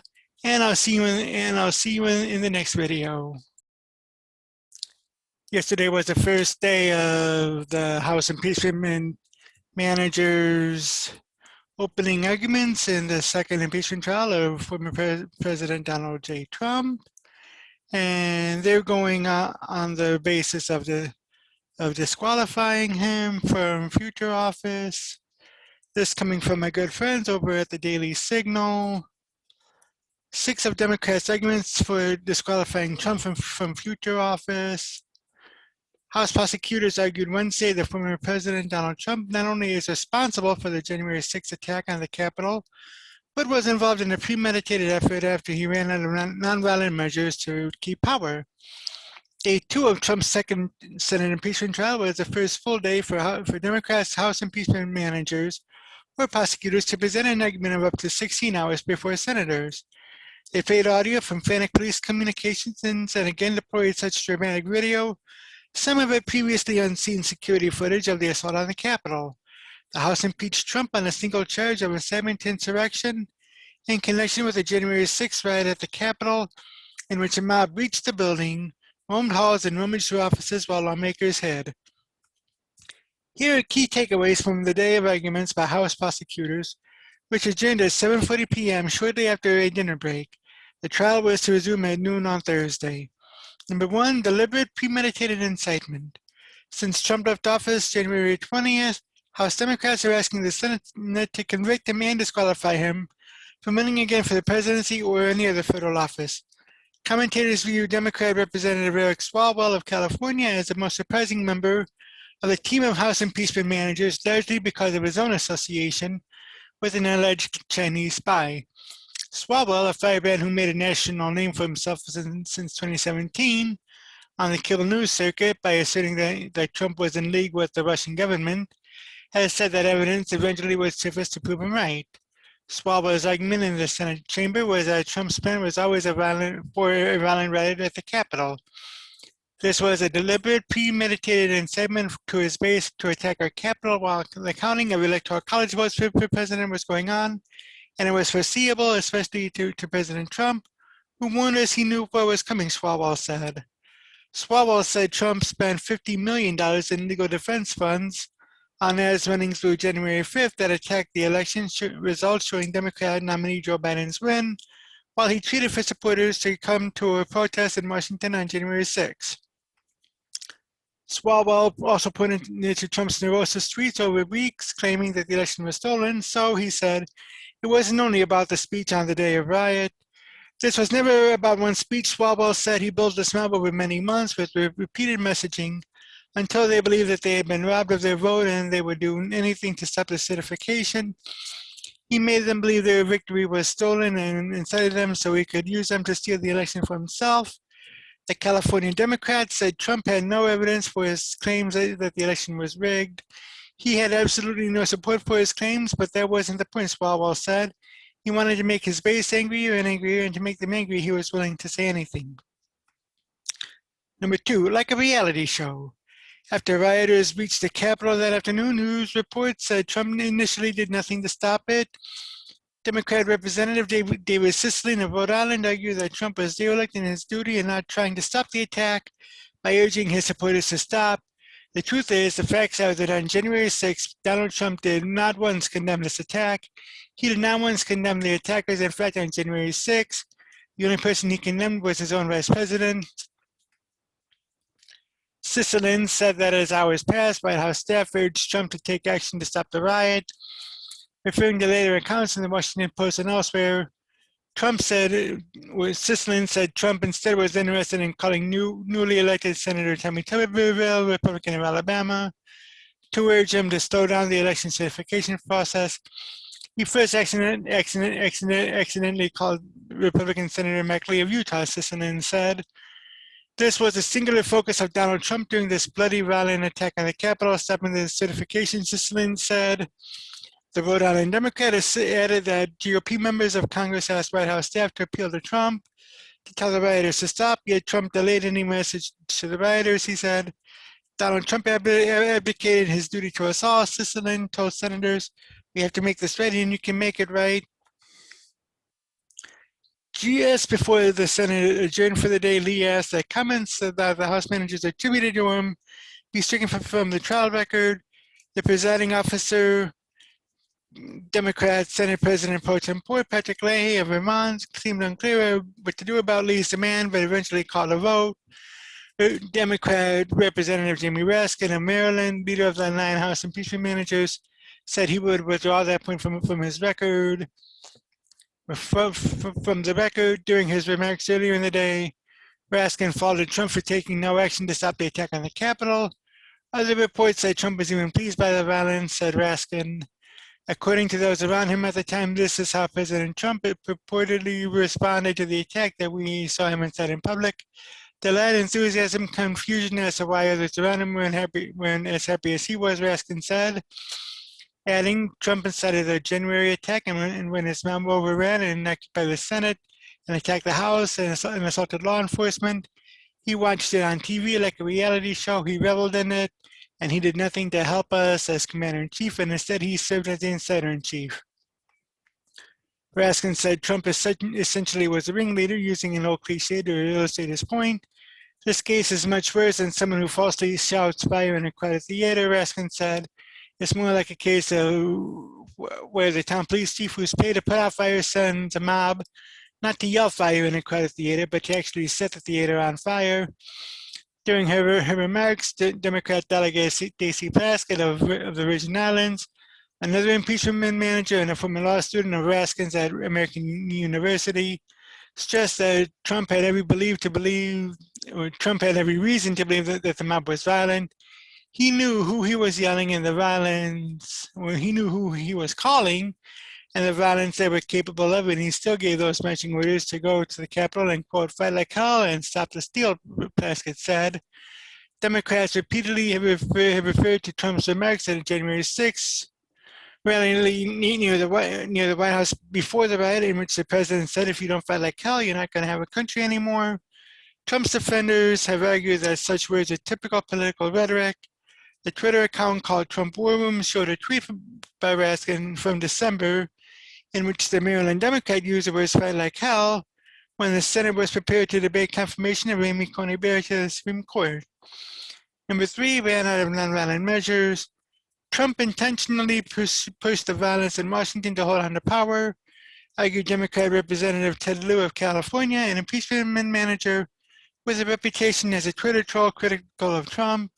How did our exceptional country get to the point where a violent mob attacked our Capitol, murdering a police officer, assaulting over 140 other officers, Lieu asked. How did we get to the point where rioters desecrated, defiled, and dishonored your Senate chamber, where the very place in which you sit became a crime scene and where National Guard troops still patrol outside using body armor, he asked. Lieu then answered his question, saying it happened because Trump was unwilling to let go of power after losing an election. What you saw was a man so desperate to cling to power that he tried everything he could to stop it or to keep it, and when he ran out of nonviolent measures, he turned to the violent mob that attacked your Senate chamber on January 6th, Lieu said. Lieu noted that Trump appointed judges did not side with him in lawsuits challenging the election results, nor did state GOP election officials support him. Then he said, Trump sought help from Attorney General William Barr. Bill Barr made it clear that attempting to overturn the election results crossed the line, Lieu said. According to a news report, Bill Barr, the highest law enforcement official in the land, told President Donald Trump to his face that a series of election fraud were, quote, bull blank. Finally, Lieu argued Trump insisted that his Vice President, Mike Pence, could refuse to certify the electoral vote count that day. Pence told him no. Vice President Mike Pence showed us what it means to be an American, what it means to show courage, Lieu said. He put his country, his oath, his values, and his morals above the will of one man. Number 4, they were doing this for him. Those who broke into the Capitol believed they were doing the bidding of Trump, but yet another House impeachment manager argued. They did it all in plain sight, proudly, openly, and loudly, Democrat Representative Joe Neguse of Colorado said, because they truly believe that they were doing this for him, that this was their patriotic duty. They even predicted that he would protect them, and for the most part, they were right. Neguse noted how long it took Trump to react with the televised video statement after rioters broke into the Capitol. The Colorado Democrat played a 10-minute video showing Trump saying there was fight like hell as supporters chanting "Stop the Steal," along with footage showing rioters who had reached the Capitol chanting "Fight for Trump." Some shouted that Trump had sent them. He was telling Americans that their vote had been stolen. In America, our vote is our voice, Neguse said. Neguse also talked about how smaller mobs had gathered outside the homes of election officials and state with disputed results. He did not condemn the violence. He incited it further, and he got more specific. He didn't just tell them to fight like hell. He told them how, where, and when. He made sure they had advance notice, 18 days advance notice. He sent his save the day for January 6th. Number 5, inflamed the base. Representative Joaquin Castro joked that as a Texas Democrat, he's used to disappointing election outcomes. Speaking to the senators, Castro said they may recall in their own elections when an early count indicated something different from the final result. Castro, however, argued that Trump tried to quit while he was ahead. President Trump knew that you just can't just stop counting the votes. He wanted to inflame his base. There was a purpose behind this, Castro said. The most combustible thing you can do in a democracy is convince people that an election doesn't count, that their voice and their vote don't count, and that it has all been stolen, especially if what you're saying are lies. Number 6, not a single judge. Another impeachment manager, Representative Madeleine Dean, focused on Trump's actions opposing election results in closely contested states such as Pennsylvania, Georgia, Arizona, Nevada, and Michigan, where Trump's legal team challenged the outcomes. Dean, a Democrat representative from Pennsylvania, noted that Trump lost all the challenges. Not a single court, not a single judge agreed that the election results were invalid or that it should be invalidated. She said when he couldn't win in court, he took this case to state legislatures, Dean said, noting that Trump's lawyers held a cell phone or a microphone as the president called into a meeting of Pennsylvania state lawmakers. A video showed lawmakers listening as Trump told them by phone, we cannot let that happen. We can't let it happen for our country. Dean also pointed to a video of Trump calling Georgia's Secretary of State Brad Raffensperger, a fellow Republican, an enemy of the people, whether he's a Republican or not. Donald Trump was savagely attacking his Secretary of State because the official did his job and certified the state election results according to how the people in that state voted, Dean said. The Pennsylvania Democrat then referred to news stories about Trump's January 2nd phone call to Raffensperger, a call that the Georgia official recorded. He wanted the Georgia Secretary of State to somehow find the precise number +1 so that he could win, Dean said. Donald Trump was asking the Secretary of State to somehow find the exact number of votes Donald Trump lost the state by. Remember, President Biden won Georgia by 11,779 votes. Now, I mean, those 6 arguments, I have a feeling that on either Saturday or Monday, on Friday when Trump's lawyers start their own arguments, that they'll find some way to combat that. But in any event, all this could be moot, and this coming from Beth Bauman over at Town Hall. She writes, Impeachment 2.0 could be moot if law enforcement's new Capitol riot lead pans out.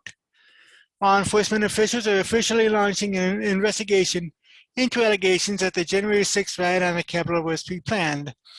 Specifically, the agents are investigating whether or not the rioters planned their course of attack by taking tours of the U.S. Capitol and whether or not foreign interference accompanied. If investigators conclude that foreign interference took place on January 6, this would not be the first time another country attempted to influence America's elections.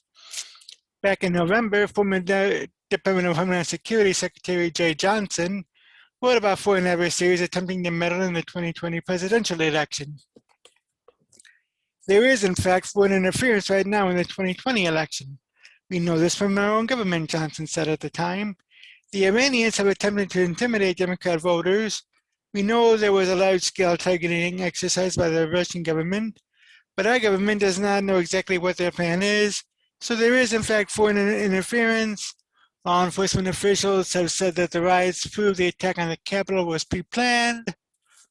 Based on the concerns of foreign interference and a premeditated attack, Democrats' push to impeach President Trump for insurrection are becoming even more far-fetched. And that's what, let me read that again. Based on the concerns of foreign interference and a premeditated attack, Democrats' push to impeach President Trump for insurrection are becoming even more far-fetched. So, I mean, this is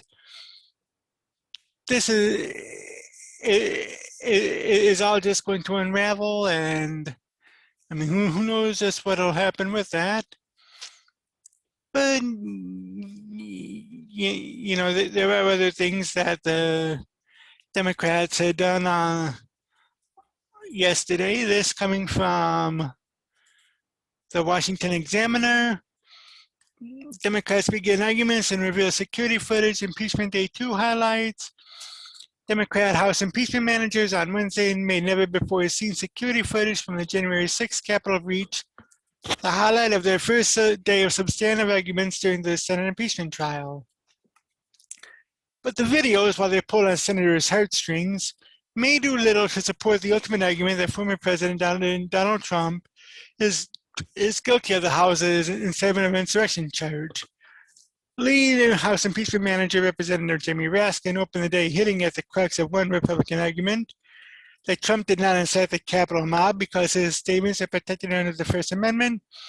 This case is much worse than someone yelling fire in a crowded theater, said Raskin, formerly a constitutional law professor. It's more of a case where the town fire chief who's paid to put out fires sends a mob not to yell out fire in a theater or crowded theater, but to actually set the theater on fire, and then does nothing but sit back and encourage the mob to continue its rampage and watch this fire spread on TV with glee and delight. Colorado Representative Joe Neguse, another impeachment manager, outlined the structure of their case against Trump, presenting the provocation of the mob attack by Trump, an examination of the attack itself, and the harm it caused.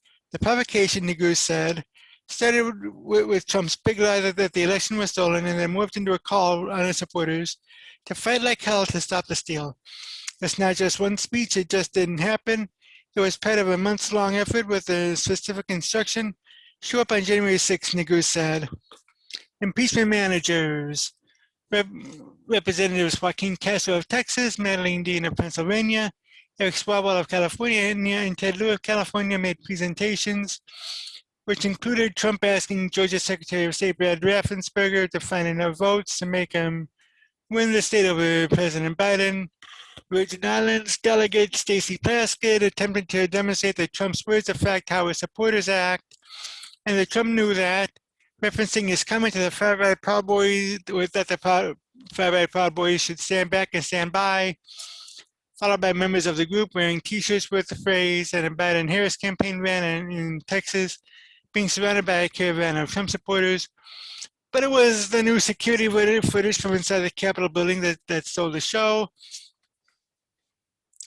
The harrowing footage included an interior view from the first intruders breaking into the Capitol, Vice President Mike Pence being evacuated after intruders were close to him, senators evacuating the Senate chamber, and Republican Senator Mitt Romney being told to turn around away from the mob. Romney told reporters after seeing the footage that he had no idea as the intruders were so close. Impeachment managers presented the footage alongside already public videos from the January 6th breach that were previously made public, which boomed through the Senate chamber so loud that it could be heard from the hallways outside through closed doors. The new footage, together with the old, created a timeline that shook some senators. We didn't realize it at the time, but until they walked us through, here's what Trump is saying, here's what he's tweeting, Here's what the mob is doing outside. Here's what we're doing inside the chamber, and put it on the same timeline. I don't think most of us totally grasp that. So Democrats, Delaware Senator Chris Coons. The footage did little to convince Republicans that Trump is responsible for the mob. However, today's presentation was powerful and emotional, reliving a terrorist attack on our nation's capital, but there was very little said about how specific conduct of the president satisfies the legal standard. Texas Republican Senator Ted Cruz told the press pool. Castro also cited a New York Times report that asserted, based on an unnamed source, that Trump initially rebuffed requests to mobilize the National Guard, and arguing that Trump knew what his supporters were doing online. Plaskett cited an independent story also based on an unnamed source that did not even have direct knowledge of the claim. I think that's claim. An ex-White House and campaign insider who has both known Scavino and the president for years said there was no way that Scavino and the Trump social media operation would not have been aware of plans circulating online to storm the Capitol. Disputed words. Due in part to the tight timeline of impeachment and the decision not to call any witnesses so far, some of the reports brought up by impeachment managers rely on press reports rather than indisputable fact. That issue caused confusion and ruckus on the House floor when Republican Utah Senator Mike Lee objected to one point of the presentation. Impeachment manager Representative David Cicilline cited news stories that Trump called Lee during the Capitol invasion on accident, meaning to be Alabama Senator Tammy Tuberville. Cicilline said Trump reportedly asked Tuberville to make more objections to the delayed certification of the Electoral College results, painting a picture of a president indifferent to the Capitol attack. Lee later objected to that anecdote being included in the record, saying that the statements were not made by me, they're not accurate. Raskin later said they would work on withdrawing it, saying that it was not critical to our case. And I mean, to me, it's just basically like a Keystone Cops, and if that one incident can be overturned, who knows how many others will be overturned. We'll just find out what'll happen when Trump's defense team start their argument tomorrow. And found this from BizPac Review. Tucker clears up 5 deaths at the Capitol riots. The story they told was a lie from beginning to end. This from BizPac Review, like I said. For more than a month, the nation has endured elected congressional Democrats sharing the highly emotional take on the deadly January 6th riot at the U.S. Capitol. As Fox News' Tucker Carlson noted Wednesday, that day has been compared to the darkest days of U.S. history, such as the Japanese attack on Pearl Harbor in 1941, or the terrorist attacks on September 11, 2001. We've witnessed Democrats share mournful, tearful accounts of the fear that gripped them that day, even though some of them, such as Representative Alexandria Ocasio-Cortez, were far from where the rioters crossed the Capitol, or like Representative Rashida Tlaib, who wasn't even in Washington. During his broadcast Wednesday, Carlson saw something suspicious in the hyperbole of these Democrats in their effort to remake America in the wake of the riot. This from Fox News. You may be surprised to learn how little we know even now, Carlson said. It's remarkable how many of the basic questions remain unanswered more than a month after the fact. For example, he discussed the 5 people who died that day.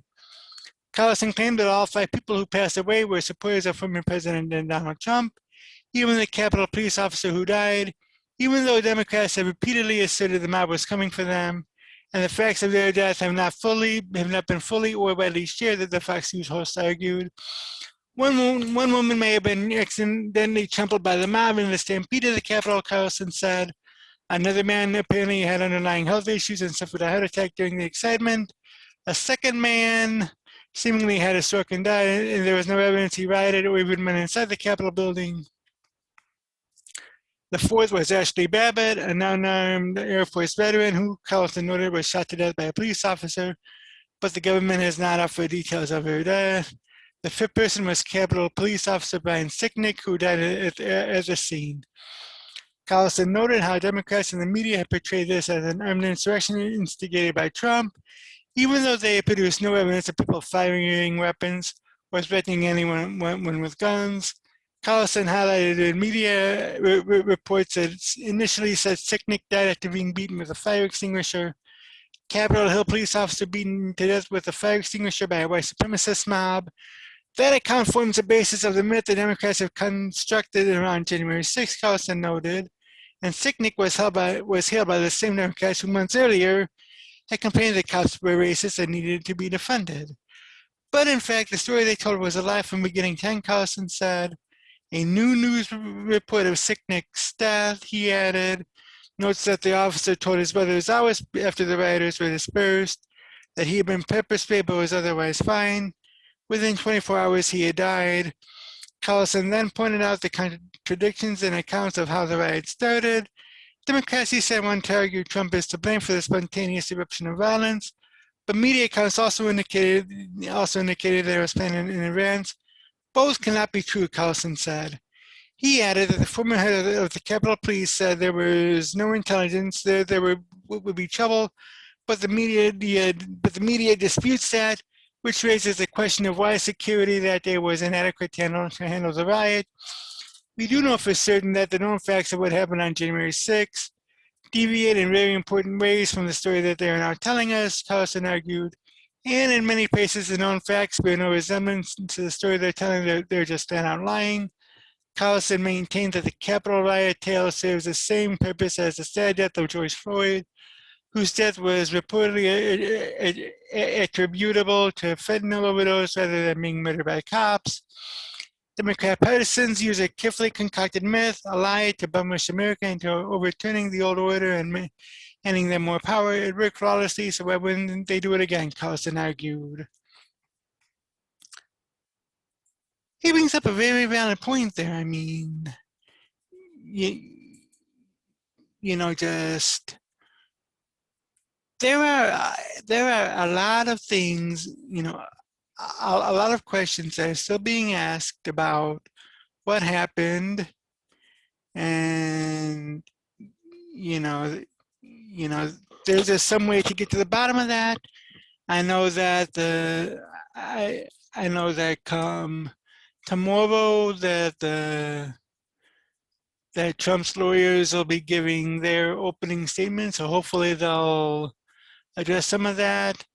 Leave a comment below what you think about the Democrats' arguments on day one. Also, if you have any questions about, also leave your questions below if you have any about what happened on January 6th. Also, if you feel that the former president is guilty or not, and I'll see you in the next video.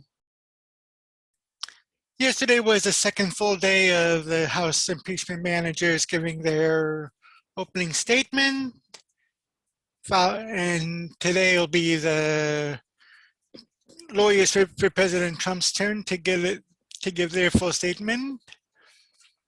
And there are some takeaways from the House impeachment managers arguments to disqualify President or former President Trump.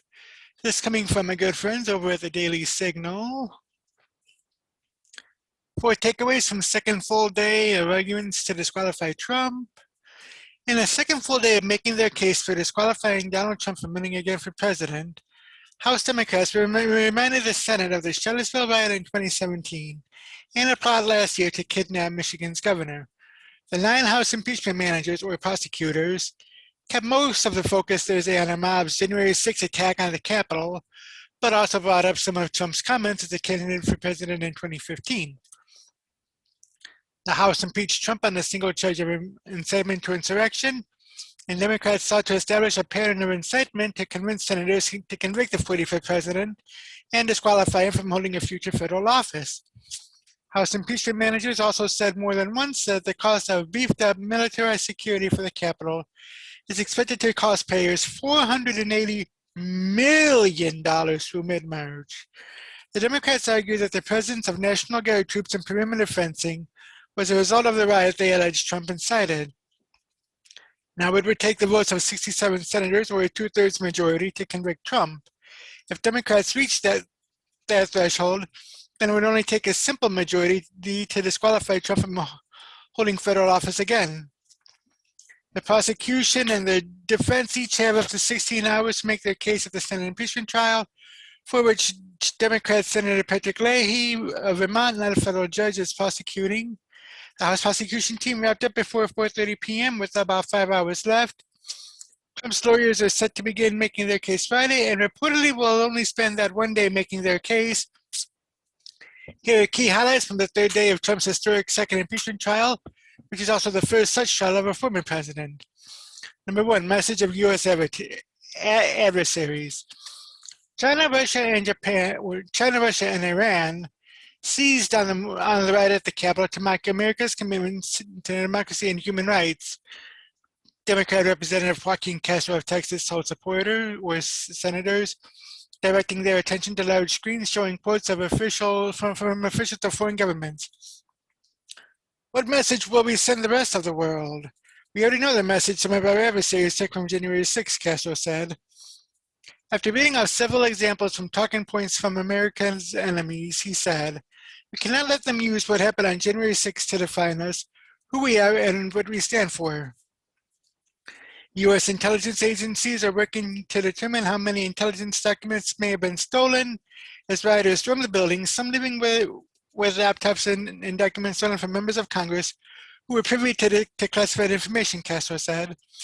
The attack also demonstrated to terrorists that federal buildings are vulnerable, he argued.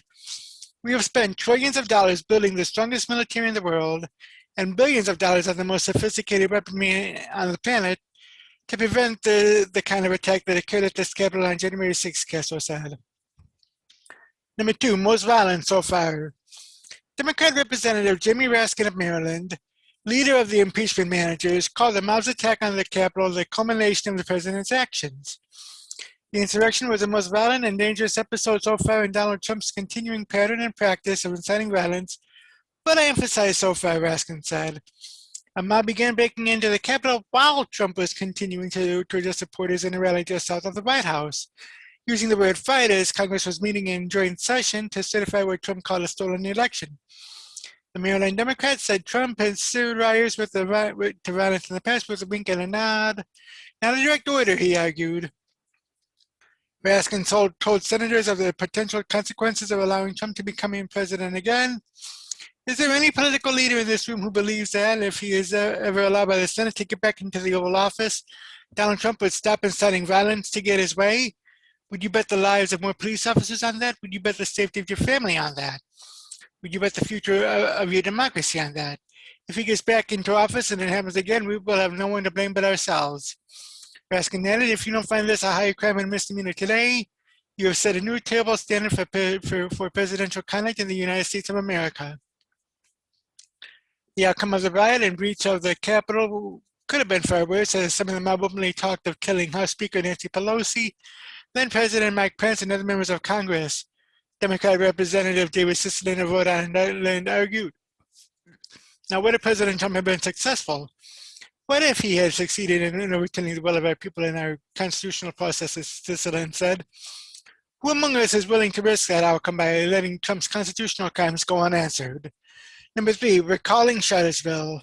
Democrat Representative Diana DeGette of Colorado delivered a presentation that included video of violence during the 2017 riot in Charlottesville, Virginia, in which white nationalists clashed with the leftist extremist group Antifa.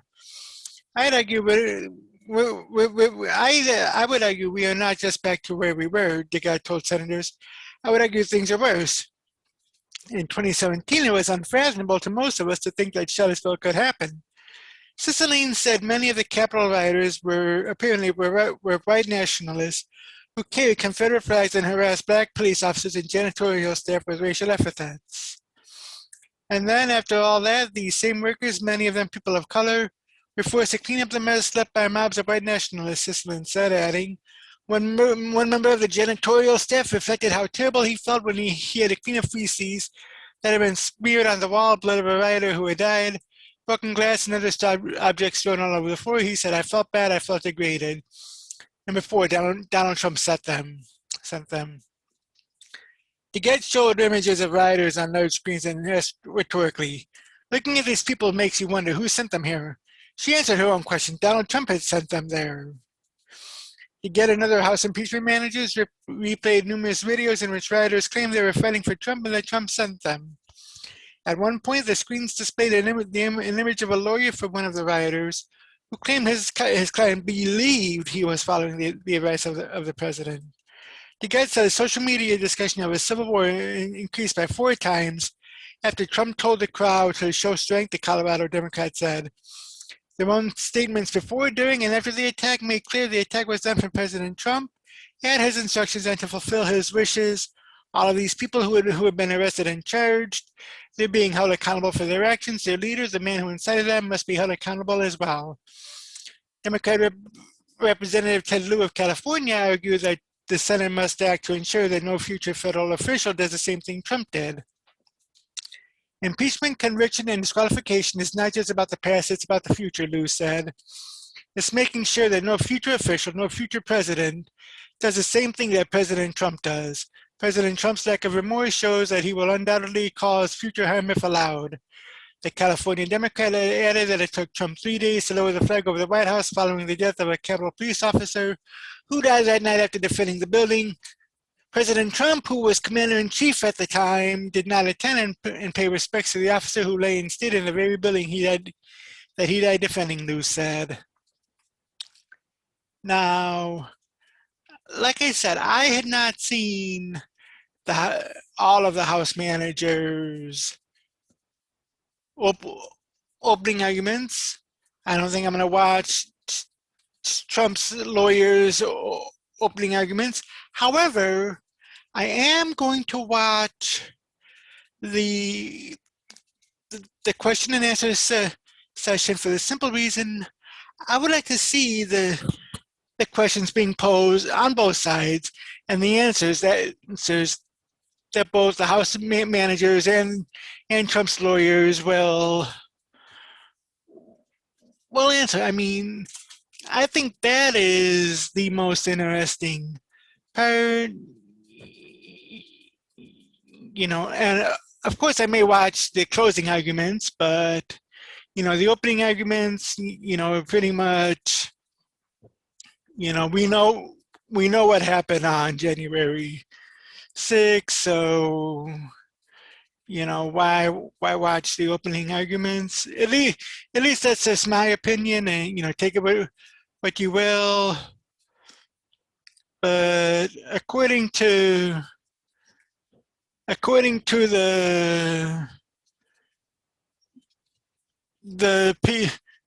people, or according to the people who stormed the Capitol, apparently they were invited, and there's a quick defense. This coming from the Associated Press. Trial highlights, we were invited in a quick defense by Brian Slodisco. Donald Trump incited a deadly attack on the U.S. Capitol, put his own vice president in danger, and later expressed solidarity with rioters who attempted to overturn the 2020 election in his name. Democrats argued Thursday as they wrapped up the opening arguments in Trump's impeachment trial. Over 2 days of testimony, the Democrats asserted that Trump deliberately ordered his supporters to fight like hell and go by very different rules or they wouldn't have a country anymore. They bolstered their case with accounts from the rioters themselves, some of whom said they were acting on Trump's orders. The former president's defense team insisted Trump's speech near the White House was protected under the First Amendment, and they argue he shouldn't be on trial in the Senate because he is no longer in office, an argument Democrats reject. The First Amendment does not create some superpower immunity from impeachment, said Representative Jamie Raskin, a Maryland Democrat who is leading the prosecution. If you don't find this a high crime and misdemeanor today, you will set a new terrible standard for presidential misconduct. Highlights from the trial on Thursday. We were invited here. Fight for Trump. Trump sent us. We were listening to Trump. We waited and take orders from our president. Democrats focused intently on words offered by rioters to rationalize their storming of the Capitol. It was part of a broader effort to directly link the president's call for his loyalists to fight like hell to the death, destruction, and mayhem that followed his speech on January 6. In many cases, rioters who sought to stop Congress from certifying President Joe Biden's Electoral College victory explained that they were doing or that they were acting at Trump's behest. To underscore their point, Democrats showed videos using a writer's own words. Among them was Jennifer Ryan, a Texas real estate agent who was criminally charged but insists she was just following my president. One video showed a man in the Capitol during the siege who suggested to his friends that they pick up an office phone and call Trump to say, "We love you, bro." Another captured a man shouting at police, "We were invited here." Democrat impeachment managers also noted that many left after Trump released an online video hours after the attack, urging them to go home. "Today is ours. We won the day," a man with a bullhorn can be heard saying in one clip. He then added that Trump wanted everybody to go home. A history of violence. The violence at the Capitol shocked the nation, but Democrat impeachment managers said that in hindsight, it should have been no surprise. Ever since Trump descended a golden escalator in his New York tower to launch his presidential bid in 2016, he openly stoked and incited his supporters to violence, they said. Then they showed an exhibit cataloging his past incendiary remarks. When Trump supporters attacked a protester at a 2016 campaign rally, the then candidate called it very, very appropriate. Another time he urged supporters to knock the crap out of a protester and promised to pay their legal fees. In 2017, after a woman in Charlottesville, Virginia was struck and killed by a car driven by a white supremacist during violent clashes, Trump said that there were fine people on both sides. And last year, after armed protesters surged into the Michigan State House to protest pandemic lockdown measures, he criticized Democrat Governor Gretchen Whitmer and tweeted, "Liberate Michigan. These are very good people, but they are angry. They want their lives back again," Trump said. The FBI later broke up a plot to kidnap Whitmer by anti-government extremists upset over the coronavirus restrictions she imposed on the state. The siege of the Michigan State House was effectively a state-level dress rehearsal, Raskin said. It was a preview of the coming insurrection. A quick defense. Trump attorney David Schoen said Thursday that the defense's case should go quickly on Friday, making clear that they have no intention of using the 16 hours available to them. "There is no reason for us to be out there a long time," Schoen said during an appearance on Fox News, before blasting Democrats for the harm this is causing to the American people. Schoen told reporters that the Democrats' video presentations during the trial were offensive and that they haven't tied it in any way to Trump. He said he believed Democrats were effectively making the public relive their tragedy in a way that tears at the American people and impedes efforts at unity in the country. Trump's senior advisor Jason Miller said he expects that the defense will wrap up in less than a day.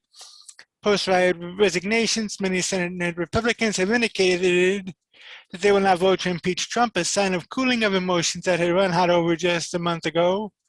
As Democrats look to secure the 67 votes needed for conviction, they used a slideshow presentation on Thursday to remind Senate jurors of the widespread outrage voiced in the wake of the attack, when many in the party directly blamed Trump, including Republicans who work for him.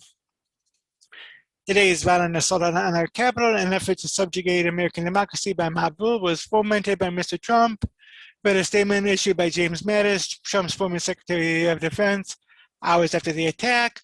Another slide showed a statement from John Kelly, Trump's former chief of staff, who said the violence was a direct result of Trump poisoning the minds of the people with the lies and the fraud.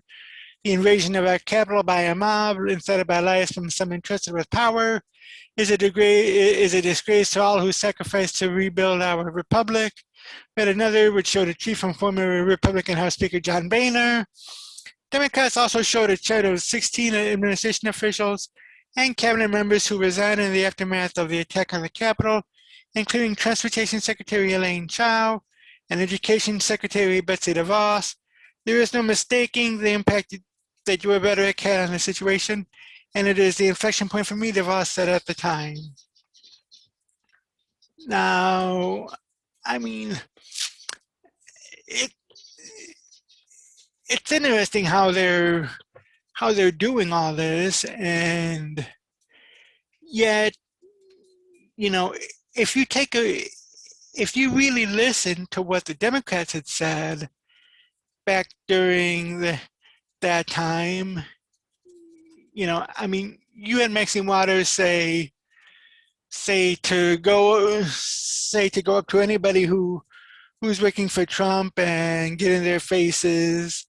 You have some Democrats wanting to punch the president.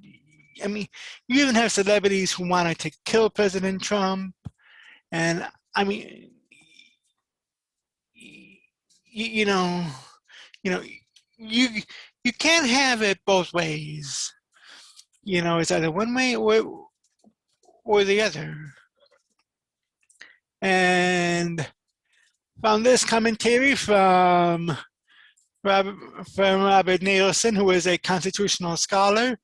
Democrat, and this coming from the Epoch Times, by the way, Democrat prosecutors make opinions impeachable. No man ever thought of impeaching a man for an opinion, Governor Edmund Randolph, speaking for the Constitution at the Virginia Ratifying Convention in 1788.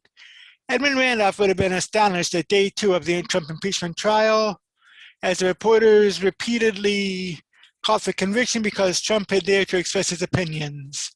One of those opinions floated before the election was that he'd win if the balloting was conducted fairly. Thus, Representative Joaquin Castro, Democrat of Texas, charged Trump with telling his supporters the only way they could lose the election is if it was stolen. He truly made his base beliefs that the only way he could lose was if the election was rigged. Now, what's the political reality? First, the candidates on the campaign trail routinely predict victory. Even when they know the odds are stacked heavily against them, it's an expression of confidence. And the admission of uncertainty on this score is virtually a concession statement. And we all know that if Trump had admitted the slightest possibility of defeat in an honest election, well, within minutes, the mainstream media would have been proclaiming his imminent political demise. Second, predictions of victory from non-corrupt candidates always presume the election will be honest. Candidates usually don't have to say this because our elections usually are honest, but Trump had good reason to suspect this election wouldn't be. To begin with, states were adopting mail-in ballots with weeks-long voting periods. That blatantly violated the mandate for a single-day election in the federal statute, passed under the Constitution's same-day clause. Further, election officials in swing states were fiddling with voting and counting procedures without the consent of their state legislatures. Finally, Trump likely knew of the powerful national conspiracy, that's Time Magazine's word, for biasing election procedures and information flow against him. So where was the harm in predicting victory so long as the election was honest? Another impeachable Trump opinion was one he expressed after the election, that the vote had been stolen from him. Democrat Representative Eric Swalwell of California argued that day after day, Trump told his supporters false, outlandish lies that that the election outcome was taken and it was rigged, and he had absolutely no support for his claims. Democrat Representative Joe Neguse of Colorado made similar statements. In an impeachment trial, if the House managers claim that the accused alleged lies form a basis for conviction, and they have the burden of proving by clear convincing evidence that the statement were in fact lies. In this trial, they need to introduce clear proof that 1, the election was clean, and 2, Trump knew it was clean when he said it was not. There is no sign that the prosecutors will dare introduce any such statement. There is too much contrary evidence that the election was not honest, or at least that the official returns were not accurate. I've already alluded to the allegedly long voting times, unauthorized procedural changes, and Time Magazine's reported conspiracy. There are plenty of additional indications of ballot box stuffing and other irregularities, even if one discounts theories about rigged voting machines. We don't know whether those irregularities changed the results, but Trump certainly had the right to believe they did. If he had the right to believe it, then the First Amendment protected his right to tell others. Oh, but lead House impeachment manager, Democrat Jamie Raskin of Maryland, doesn't think the First Amendment applies. Of course, it wouldn't apply if Trump were deliberately inciting violence.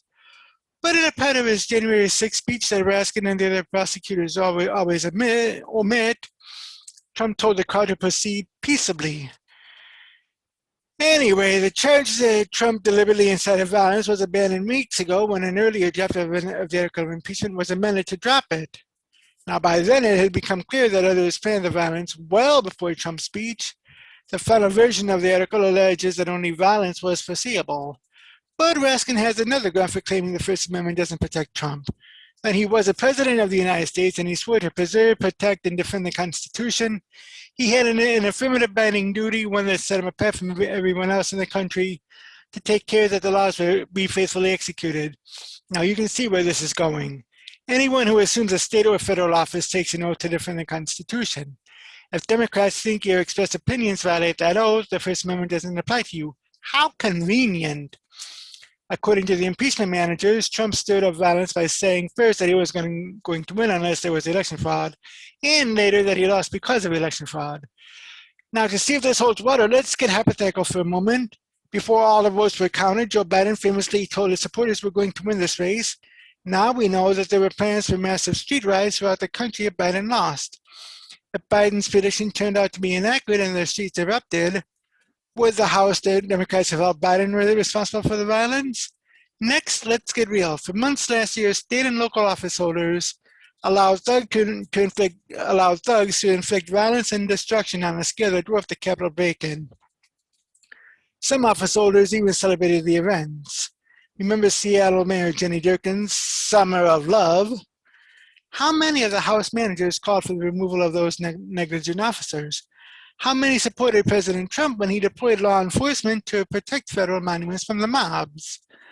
I was amused to note that twice in these proceedings, Raskin felt the need to tell us that he is a former law professor.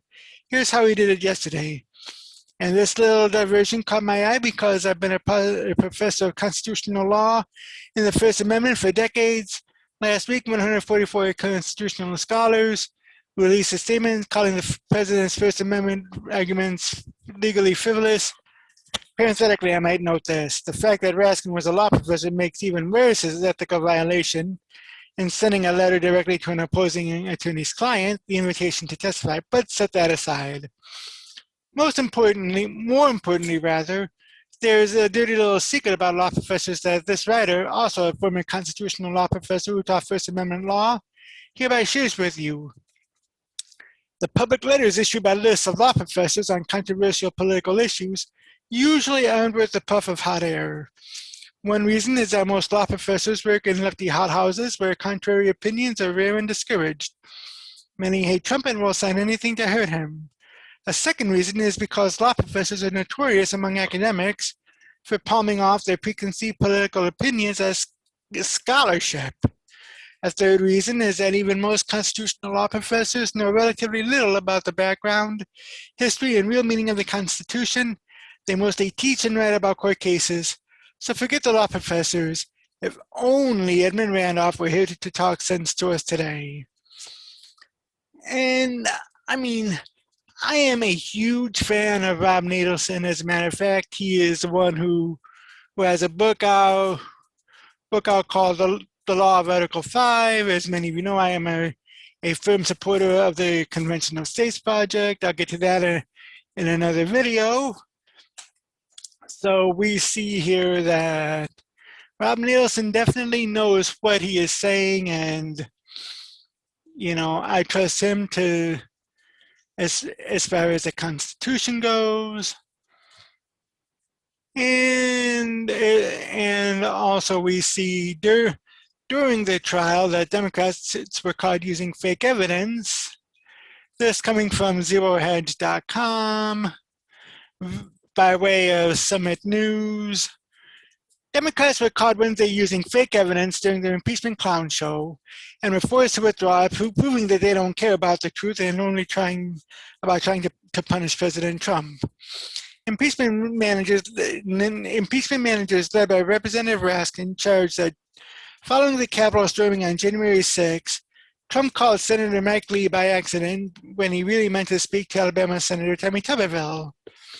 Impeachment manager David Sislin said he dialed Senator Lee by accident, and Senator Lee describes it that he had just ended a prayer in the Senate chamber. Sicilian then charged that Trump asked Tuberville to make further objections to Biden's election vote count, while Senator Lee stood by. It soon emerged that that entire claim was bullcrap. Even Senator Lee confirmed it never happened. Statements attributed to me moments ago by the impeachment managers, statements relating to the contents of the conversation between phone calls involving Trump and Senator Tuberville, were not made by me, but not accurate, Senator Lee said. As Lee shouted at him, Raskin admitted that the claim was fake and agreed to withdraw it. Earlier in the hearing, Representative Eric Swalwell used a Photoshop tweet in an attempt to add extra weight to a post Trump retweeted about supporters fighting for the country. And I mean, that just goes to show that this is strictly a partisan hearing. You know, there's just no two ways about it. And based on the two straw votes on the trial, both ending, one ending 55-45, the other 56-44, I just don't see a path to the Democrats having 67 senators voting for impeachment. So, but leave a comment below as to what you think about Nielsen's statement. Also, leave a comment what you think will happen. Had you watched any of the opening arguments from the House impeachment managers and Trump's attorneys? Are you going to watch the Q&A session? Leave a comment below, and I'll see you in the next video. And that's going to do it for the news for this week. I am Mick Bulow. Again, if you like what you watch, please go ahead and hit the thumbs up button. Also subscribe and tell your friends, tell your neighbors, tell an enemy or two even. And I will be back next week. Until next time, peace.